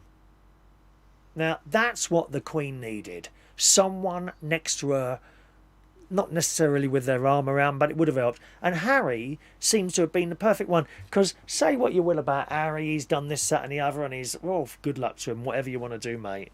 Listen, whatever he does, his nan will never hate him. Your mother will probably never hate you. Whatever you do, your mum or your nan will never hate you. That's how it is. And he could have sat there, don't you think? Yeah. Well, wasn't it? Isn't it with funerals at the moment? It's got to be 30 like people. households. 30 people. Or So it's 35. 30 I can't people. remember the exact number. So let's just say 30. It's got to be 30 people. And that's what they had, 30 people. Harry was one of them. Why couldn't he sit next to the Queen? Right, so they don't have to be separated by households then. By what? By households, I mean, I thought I heard something. You've got like one household can be together, but another household's got to Oh, be. I don't know. separated. Don't know. It just seems so unfair. That being said, of course, There have been many other funerals up and down hundreds of funerals, thousands of funerals up and down the country, which would have been in exactly the same position. You may remember a little while ago, it was on the news that a bloke went over to comfort his mother and someone stepped in and literally dragged them off the mother. You can't stand there. You know, Yeah. I personally, had I have been in charge, I would have kind of turned a blind eye myself. I think sometimes people see a little bit of power and they grab it. And it's unnecessary. It's very, very hurtful. And I was just totally and utterly saddened. That wasn't actually what set me off. You know what set me off? Do you know what set me off? It was when the sudden appearance of the Queen's car was behind, quite rightly, behind the Duke of Edinburgh's Land Rover with the coffin on it. When the Queen appeared in that I think really was what got me, what did it for me. I thought, my God, you know, and all those years he's had to stand behind the Queen and done the job impeccably. I mean, so what if he said the wrong thing now and again? Who blooming cares? Only the left. But oh, he shouldn't have said that. And some of the stuff he come out with, I wouldn't say personally myself, but if he had said it, I would have just laughed it off, because that's his age. That was of the age. You can't blame people and keep bringing up the blooming past all the time. That's how it was. It's not how it is now, but that's how it was then. What's the blooming problem? You know, so what if he made some gaffes now and again? He did that job perfectly. And he was always behind the Queen, and then on his funeral, he was in front. And I thought that was just such a wonderful moment, and it also did me in, really, seeing that. Yeah. Yes, but I just wonder now what's going to happen when because talking of which, so when I don't like to have to say, but when the Queen goes, did you know that there's a code word? I thought you'd be in radio. You might have heard of this. There's something called about London bridges falling down. Oh yes, that's right. Yeah. You know, then when you hear that, then that's going to be the thing when all of a sudden the country goes into overdrive. I tell you what, when the BBC came, I wasn't with it live, but when the announcement came that he'd died, I saw, you probably saw this on Alex Belfield's excellent channel on YouTube, and he showed how a lot of the radio stations really ballsed it up. Dreadful. He's very angry with the BBC. Basically, they just switched off the song, and then when it was BBC Manchester, just didn't have it together at all. It was just silent for ages. But BBC One came on. They came out of the programme, and they said, "We're now going over to the news." And the newsreader was one of the older ladies on there. Well, when she was reading out the Buckingham Palace has announced, I thought she looked like she'd been crying her eyes out. And obviously they know a little bit before they tell us, but she looked like she'd been crying her eyes out after hearing that news and before telling us. But she did it perfectly. Yeah, I think it's that feeling that you. I mean, obviously I've never had it, but you know, if you're going to be the news person, and you've got to tell the country that. Then because I remember, I think Martin Lewis, he once said that when he had to tell, be the one breaking the news about when Diana died. Yeah. You get this feeling in you that you're the one doing it. Yeah. That you're the one telling. No one wants to do that. I can't. I bet there's no one in the world who actually wants to bring that piece of news to anyone. Yeah, you don't really want to bring it, but I think even though I think there's still a bit of pride in knowing that you were the person that was doing it, and you've done it, made such an excellent job of it. I don't think so. I don't think so. I mean, I've had to stand on a stage before and mention people that I'd heard had died. Either members of staff or regular members of the crowd, and I don't like doing it, but it has to be done, and that's it. Afterwards, I don't feel proud that I've just told someone that non-Irish Mary has died. It doesn't fill me with glee or anything like that. I hate doing it, but it just has to be done, and it's kind of part of the job. But you really don't want to be on the radio or the telly when something like that happens, really, because I mean everyone will criticise you if you get it wrong anyway, But the lady on the BBC One I think, how did it start? This is BBC News. Everything came to her, I believe. Everything came to her, all the audio and all the sound at that point. So, but that's how it worked. The music was good, wasn't it? The people with the trumpets and all that business. Oh yes, all the what do you call it? The ceremonious stuff outside. Yes, there's the best that could be done under the circumstances. Yeah. And but I was there. I remember being at the Queen. I wasn't actually at the Queen Mother's funeral. I was outside. I was actually there outside the palace. Yeah. And I've got a photo slide actually of the car, all the people, the servants. Oh yes, we showed it, didn't we? We showed it. No, that was when the Queen came to Ormchurch. Oh, was it? Sorry. Yeah, okay. But there are other photos I've actually got of the Queen Mother's funeral when the palace staff were all standing outside, right, and the car went past, and I've just got it at the right moment where that car went past with all the line of people outside. Yes. So there's, I actually managed to get quite a few good things as a photographer back in the day, but not so much now. People, I think years ago, before we had digital cameras, you had to think about the picture you were taking because you didn't want to waste any film. 36 shots on that film, and then, absolutely, yeah. That's why there's so much crap nowadays. Yeah, I think my father, he had I don't know what it's called. It was like a film, and he had to thread it in and twist it round a bit. What was that called?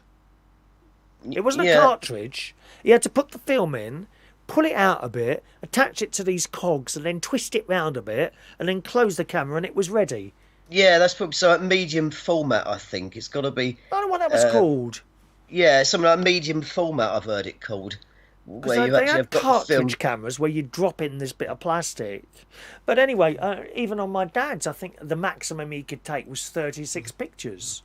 And in those days with pictures, you would take time and effort getting the camera right and getting all the image in as well as you could. And you would think about the picture before you took it. Nowadays, with, of course, a digital camera, I mean, I could sit here now and take, 100 pictures if I wanted to, and then just keep deleting. I don't have to really think about it, in the hope that at some point in those 100 pictures, I'll get one that I like. Yeah. And I think in a way, we've lost people's artistic skills into, right, I want that's going to move that slightly to the right, a little bit more to the left. Okay, yeah, let's take that. Now it's... And then they look at 100 photos and hopefully they'll have one. I think we've lost a little bit of artistic skill there. Yeah, because I did actually get 3 photos published. Oh, did you really? In what was that? Yeah, well, there's a book written about the Underground. It's called London Underground Rolling Stock. Yes. For 2002. Oh, yes. And 3 of the photos in it are actually mine. Oh, right, okay. Did you get paid for those, did you? Yeah, I got £30 for it. Oh, it's all right, isn't it? Isn't it lovely when you get some money for doing a hobby? Yes. Eh? Yeah. I've got 79 pence tonight from Stephen Petty. Thank you very much, Stephen. It's a start. We've got some... I've still got some prizes left over from the bingo, so I'm thinking of doing a bit of a super chat raffle again. Yeah. At some point, yes, with some of the prizes. Might as well use them for something, otherwise they're just sitting there, And, yes. I don't really like to sell them, because you've got to sell them for a bit. You have to sell them for too much to cover the cost, really. Yeah. By the time you put it when you send it in a post, well, that's £4.50. Just to send something in the post, usually around about approximately £4, unless you do second class. Second class is like 30 pence cheaper. What's the point, So I'm thinking of doing that again. Ollie Kay says I was out when the funeral was on at the pub with my mum, and it's next to the War Memorial. So there was a War Memorial at 3 o'clock. Yes, they had a minute's silence, didn't they, Ollie? I was actually at home watching that, Ollie, and I stood up. No, I wasn't. I was here. I was actually here, and. I stood up in front of the telly for a minute's silence there. Anyway, thanks for the call, Daniel. Fantastic call from you, as always. Hey. Okay, Have a lovely Chris. evening. Cheerio, Daniel. All right, thank you. See you then. Our friend Daniel in Romford there, gang. You can call in if you want to, 020 8144 3477. Gary Ross says, I unsubscribed from Alex Bellend's channel. It's the same story as daily about Nottingham Police and he's going to sue everyone. You've got a very good point there, Gary. And he starts telling us how many subscribers he's got and that he's now bigger than LBC and Talk Radio put together. Agreed. I'm sure he's having all those problems that he says he's having. But you're quite right. He does keep saying those, like, you know, if I had like 500 million people watching this, I wouldn't go on about it. I'd just get on with it. You know what I mean? I mean, we're close to that. We're close to 500 million, as you well know. You know, I mean, I don't want to look at my numbers now. It's just, I'd get too excited. I could if I wanted to, sit here and look at the numbers going up and down all night long. But I reckon it's probably quite near 500,000 at this, 500 million at the moment, all over the world. Marvellous. We're a breakfast show in Australia, you know. How's Michael Palman? No one heard from Michael. So you're quite right with that one. He'd also like to see the Adventures of Black Beauty come back. Oh, wonderful. I wonder if they'd have to change the title of that. You know, you use the word black in there. That's unpolitically correct. You would. I guarantee you someone would moan. What a fantastic series that was. Anna Sewell, wasn't it? Anna Sewell? Sewell, how'd you say it? Sewell? Sewell. Black Beauty. Sunday afternoons on ITV, am I right? And you know I've got that one as a backing track, don't you? Mandy Davenport, Juliet Bravo. I played you that backing track this morning. Excellent. She's still alive, she is, you know. Yeah, if you just type in Juliet Bravo, you can find out who the actress was and find out all about her. That was good, Juliet Bravo. She was smart, weren't she, and all that stuff. Of course, policing then was very different to what it is now, wasn't it? Anyone else watched the funeral at all? How did you think? What did you think of it? Prince Philip's funeral on Saturday. I thought it was okay. There was quite a few people complaining about it, apparently. The Daily Mirror reports the BBC's coverage of the funeral of the Duke in Edinburgh was watched by an average of almost 7 million people. The BBC devoted almost 4 hours to the event, and it was led by Hugh Edwards. I am a fan of Hugh Edwards. I'm not so sure he should have been hosting that. It didn't... There was something missing. I don't know what it was, but there was something missing with that coverage. Don't get me wrong. The pictures at the of the church and all that business outside, very good. The sound, the audio, great. Pictures, camera work, all good. Hugh Edwards, good. But there was something missing from it. And I don't know what it was. When he was sitting there in his black outfit in that sort of chair, doing a couple of interviews, I wouldn't have complained about it, but there was definitely something missing from it, and I can't put my finger on it. It says viewing peaked just after 3 o'clock as the actual funeral started, with 11.3 million people watching it. But a lot of people complained. They said it was over the top, you know, too much of it on the telly. I mean, and there's that picture of the Queen. Can I just show you this picture of the Queen sitting there on her own? Oh, it just destroys me, that picture. There she is. Did you watch it? Maybe you didn't. It's okay if you didn't. That's up to you, you know. It's up to you. There you are. Can you see that all right? There she is. Look at that. How horrific is that?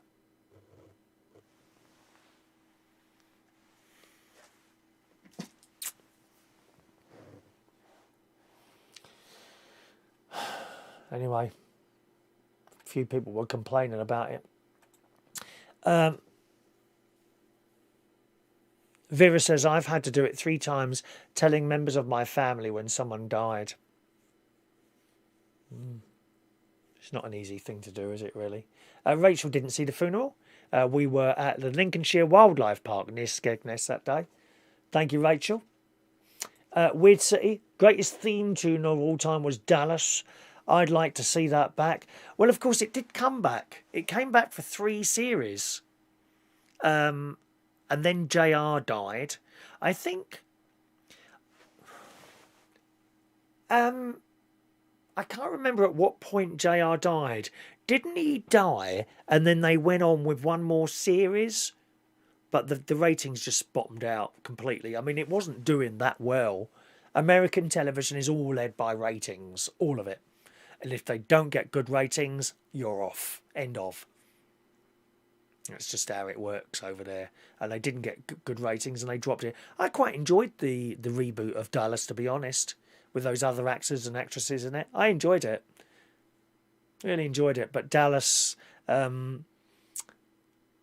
yeah, again, another little bit of music I use as a backing track when I'm doing my chat over in the morning. Vera thought the funeral was just right. The BBC presenter was not the right person for the job. No, I thought that, Vera. I've actually got no complaints about him at all, Hugh Edwards. I think he's an excellent presenter. But, you know, sometimes you've got to have the right man for a particular job. And I didn't think he was right for that when I watched it. What was missing, I couldn't tell you. I don't know what was actually missing from it, but he was the wrong man for the job there. Anyone else got any thoughts about the funeral? Just send us through 0208 144 3477. Now, we move on to something else, gang. Gemma Collins is after a job.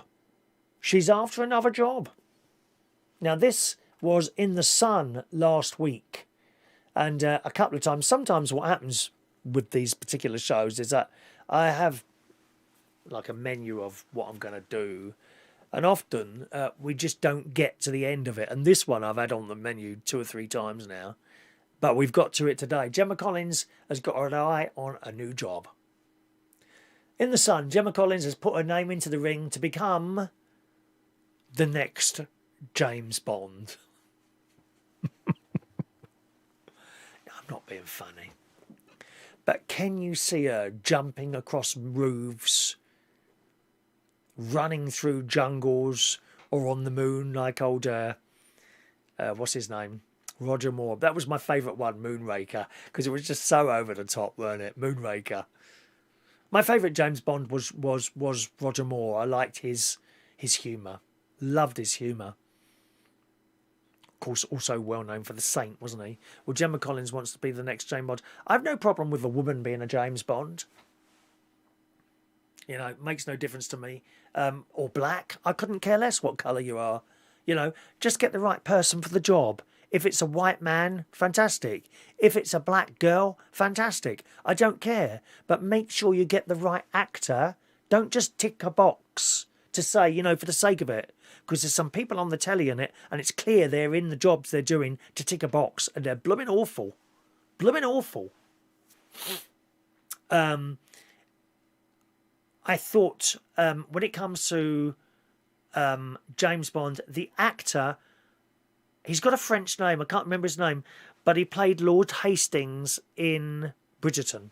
Him. He'd be a very, very good James Bond. Young, good looking, tall, great. He'd be good. Can't remember. Let's see. Lord Hastings.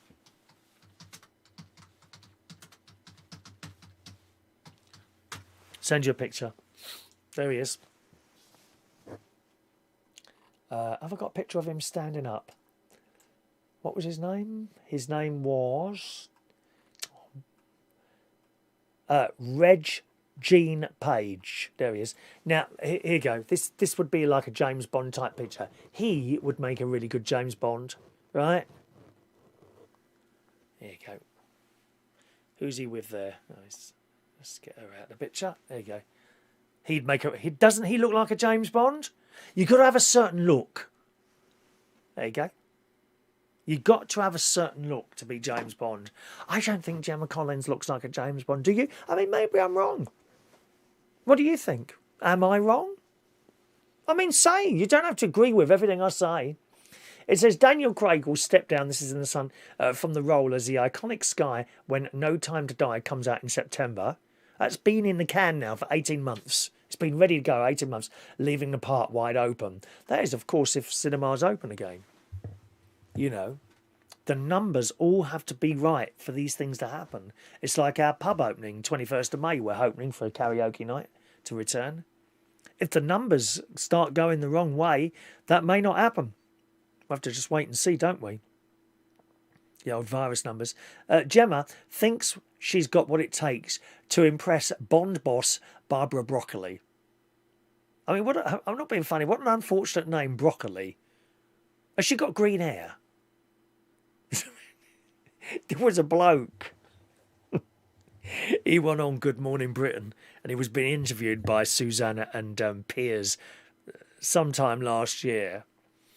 And he identified as a piece of broccoli and he came on dressed as a piece of broccoli.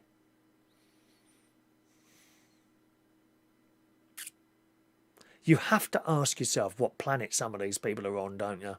Including myself. Gemma's got a podcast. I mean, I don't know how many people listen to that. I bet she's got loads of dimwits listening to her on that. She's got her, haven't she?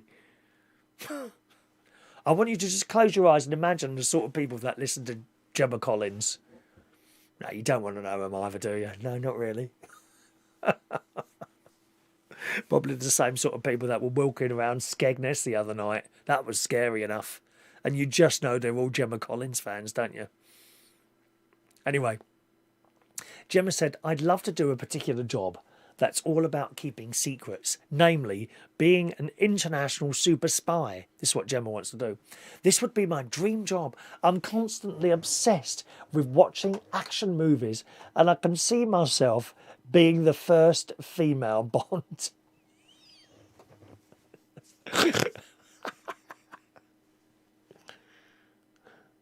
She says, a plus-sized girl, an Essex girl. Well, that's irrelevant, what size you are, my love. As I say, it's irrelevant. A plus-sized girl, an Essex girl, the name is Bond, Gemma Bond. It's got a lovely ring to it. Well, I don't know, Gemma, love. I mean, maybe as a cartoon series, you know, to send the whole thing up, that might work. But as an actual James, I can't see it, my love. I'm sorry to break it to you. I just can't see it. She says, now, what things I would change if I was a female Bond? Well, I quite like the film, so I wouldn't change much. I wouldn't put on a fancy accent. Oh, Christ, we're going to have to listen to your accent. And what about the swearing as well that you like to do? Will you leave that as in there as well, my darling? Will you, my love? I talk how I talk. It'd be absolutely fabulous. I've got a licence to thrill, baby.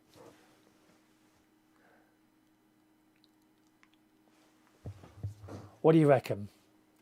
Gemma Collins as James Bond?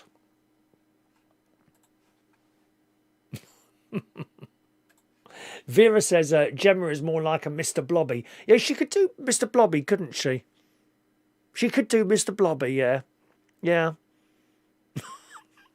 Blobby, Mr. Blobby.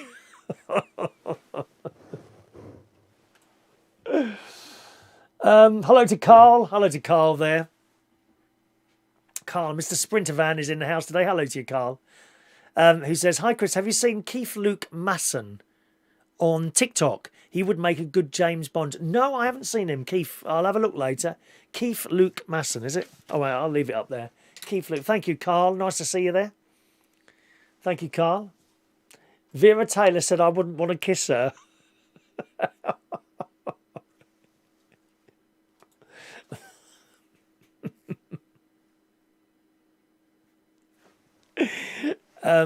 Rachel says on the subject of the of Lord Hastings, who I showed you, looks like a Cray twin.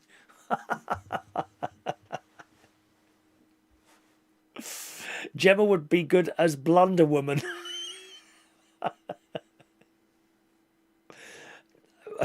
I don't know what planet that woman's on. Good luck. She's got a lot of money. Good luck to her. That's what I say. You know, if it brings the money in. She's got one or two. Apparently, she's got more viewers than me. Can you believe that? Gemma Collins. Hard to believe in it, really. Thank you very much.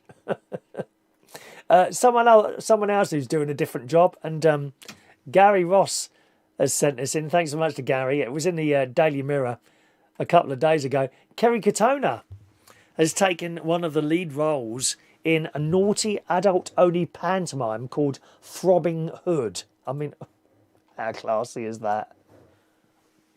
Fans of the former pop star won't have to wait until Christmas to see it.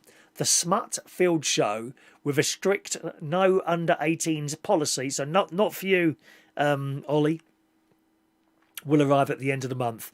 The former Atomic Kitten... Was this the one in Atomic Kitten that turned up at the pub and said she... And she got upset with me because I turned her song off because no one was dancing to it. It was one of them. I don't know which one it was. Let me see if I can find a picture of her. I don't know. I'm not sure. I can't say. I don't know what one. Oh, Davina De Campo's in it. I've worked with her a few times. She's nice, Davina De Campo. Bit lefty, but she's all right, you know. Anyway, the former Atomic Kitten band member shared promo post of herself as Maid Marian, promised her Instagram followers it would be a must-see performance. We're not yet certain what exactly will be going on, but one thing's for sure, it's going to be rude and very crude. You see, I don't like that. I'm sorry. I really don't... Do you know, it could have been her. I've just seen a picture of her. It may well have been her. I'll have to ask my mate. Let's just... There he is. That's her there, Kerry Katona. Hang on a minute. Let me just ask my mate. He was the promoter. I'll just send him a Facebook message quickly. I haven't spoken to him for a while. Oh, blimey, what's his name? Oh, God.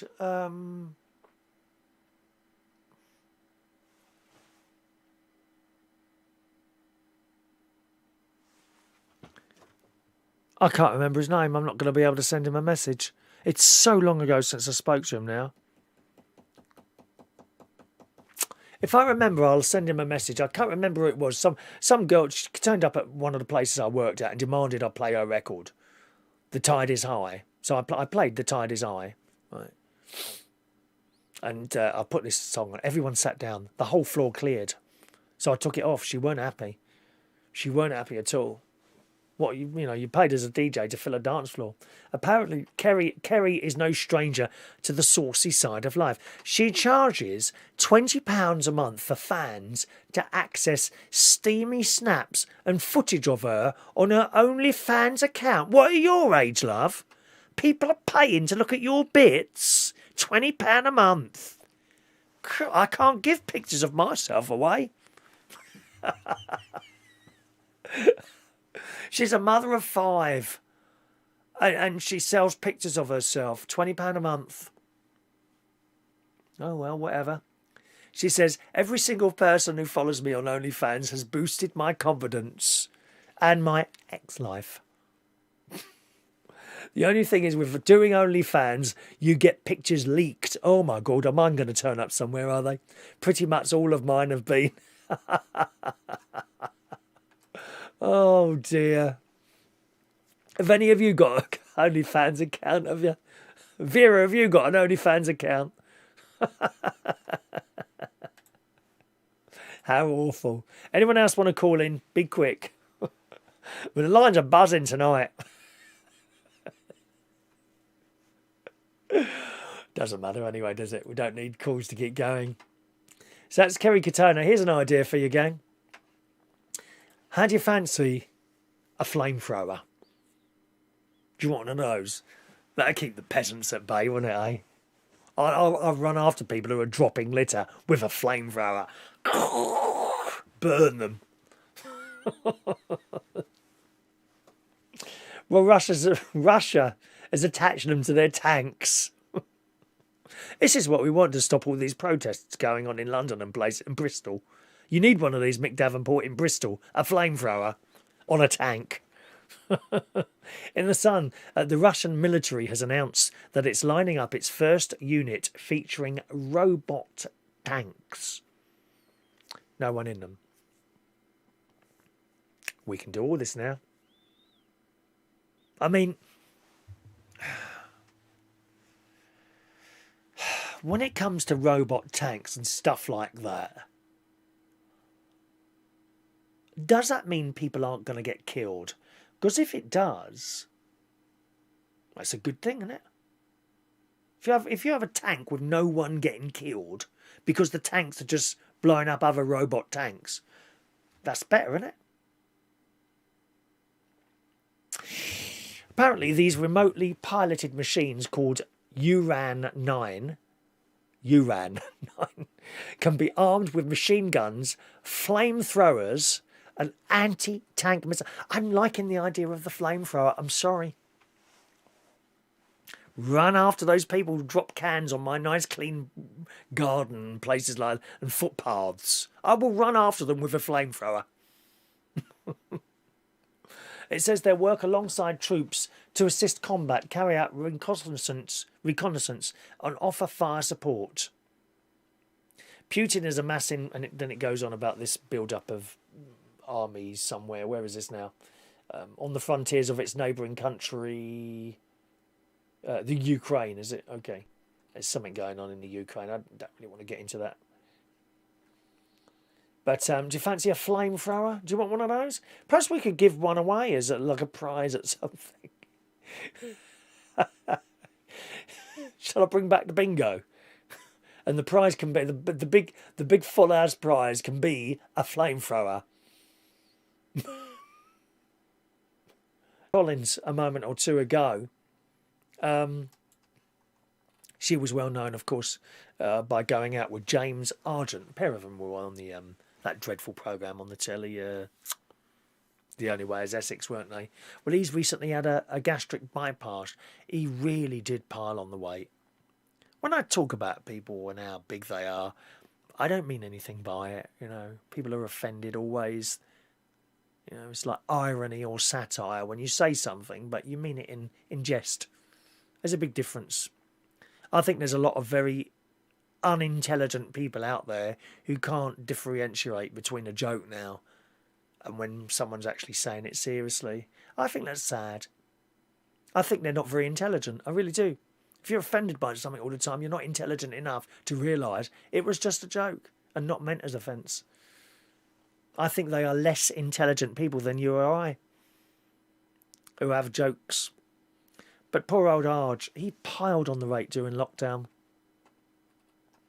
He got to 27 stone. I'm about 13. I've probably gone up a little bit recently, since Easter, to be honest. Done a few bags of crisps, a little bit of bread, a couple of cakes. Quite a lot of chocolate since last week, but 27 stone? Well, I'm not anywhere near that. That's a lot of weight. And you feel for these people. It's not easy.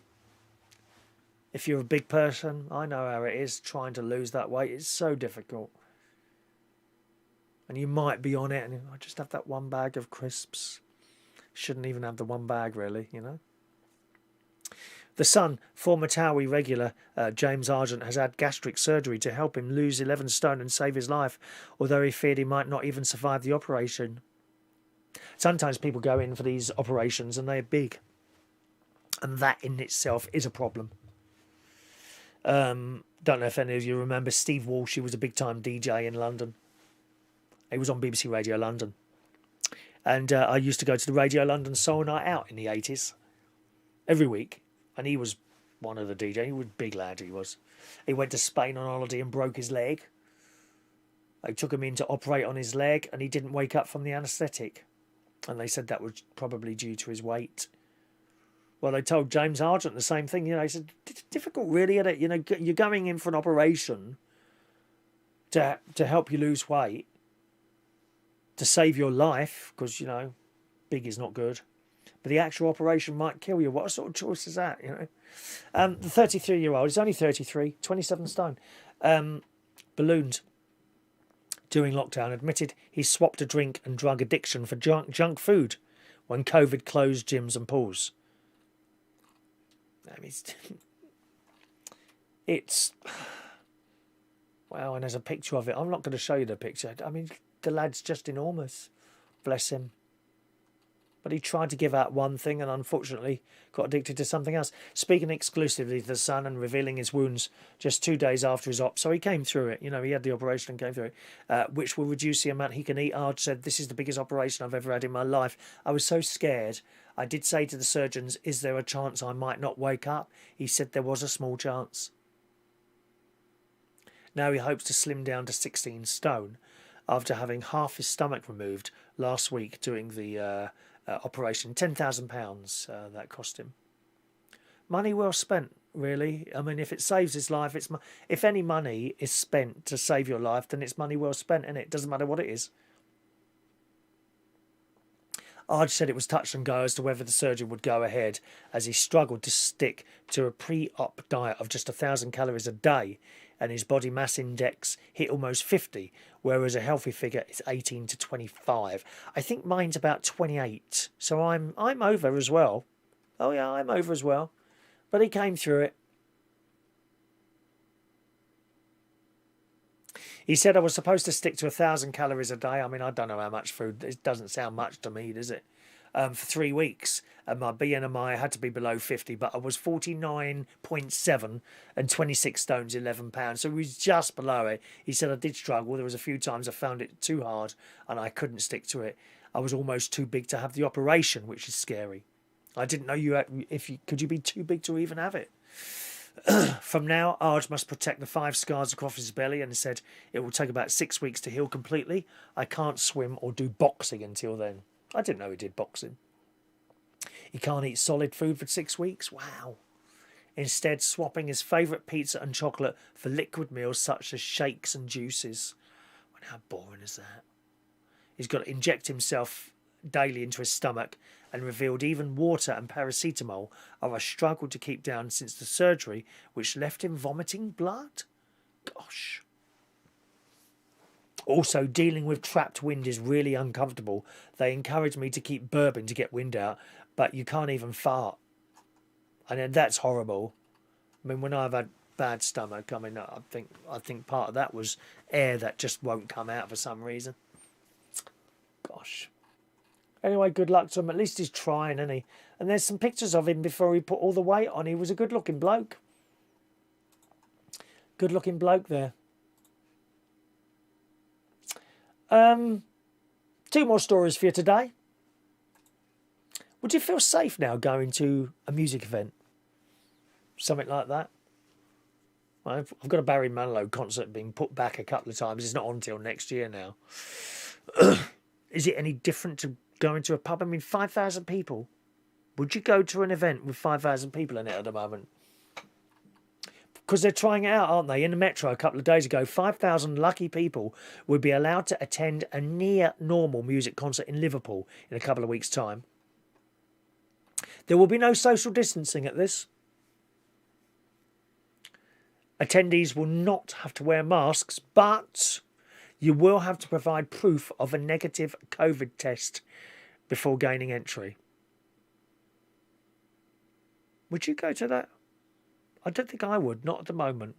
There's a thing advertised actually in Windsor, like a Ibiza-style concert, which I really want to go to, but I just wouldn't feel safe going. I couldn't enjoy it. I'd just be worrying all the time that someone's about to sneeze over me or something like that, you know.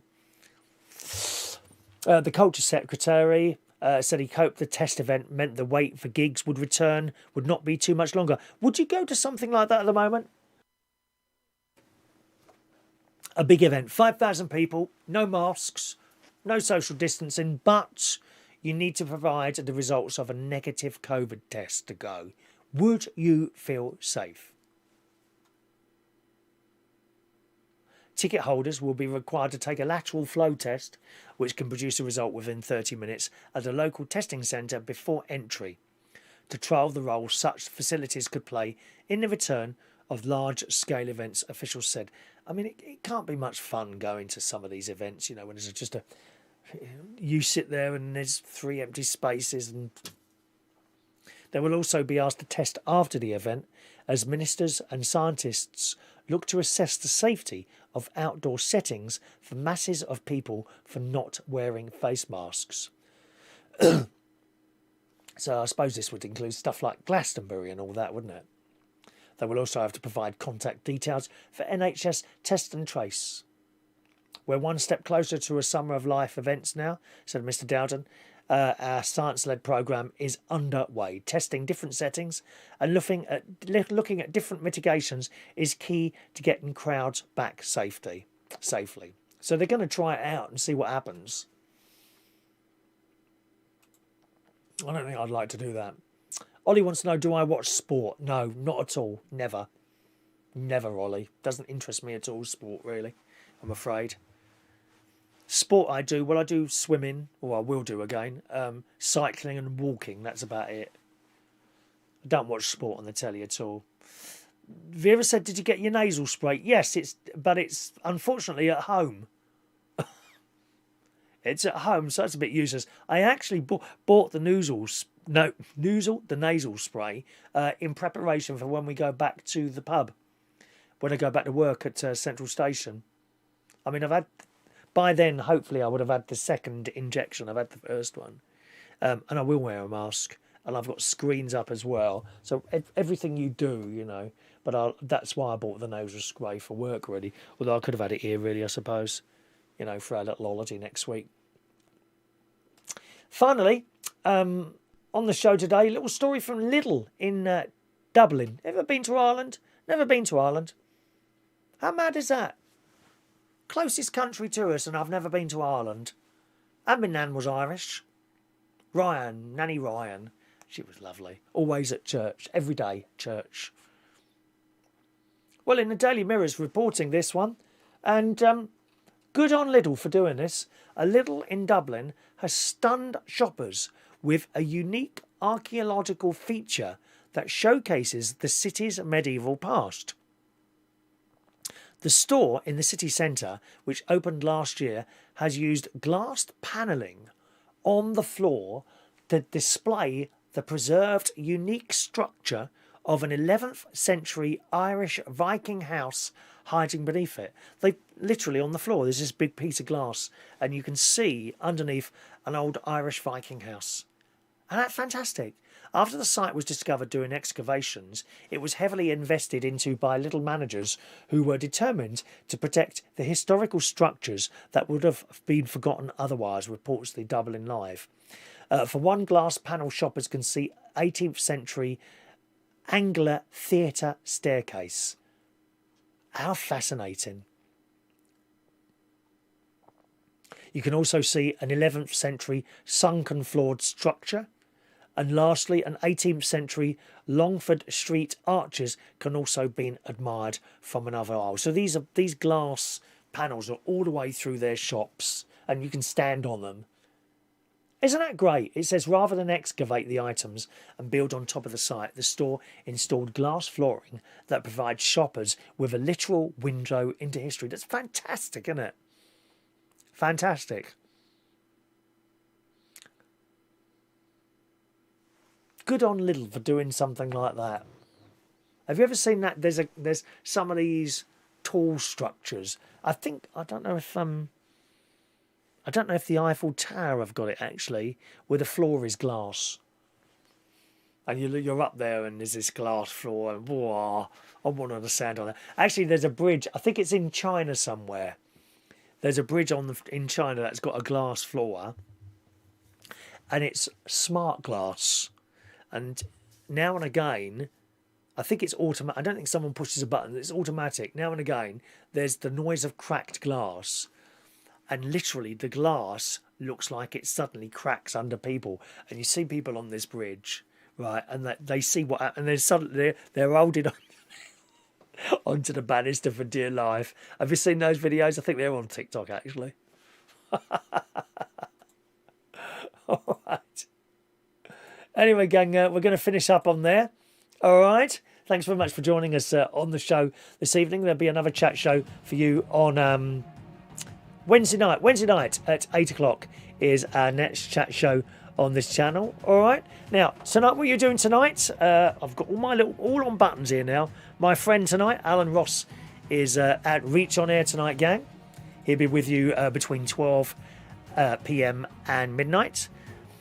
If you're up early tomorrow, DJ Sparky is doing the first 2 hours at 7 till 9 o'clock tomorrow morning. 2 hours. Look, he's got a phone-in number there. He's got a texting number there as well. He's at Reach On Air tomorrow, and I'll be there in my normal place tomorrow morning at 9 o'clock. Reach On Air tomorrow morning, 9 until 10 a.m. for a little bit of a chat and a little bit of fun and anything else that's going on, okay?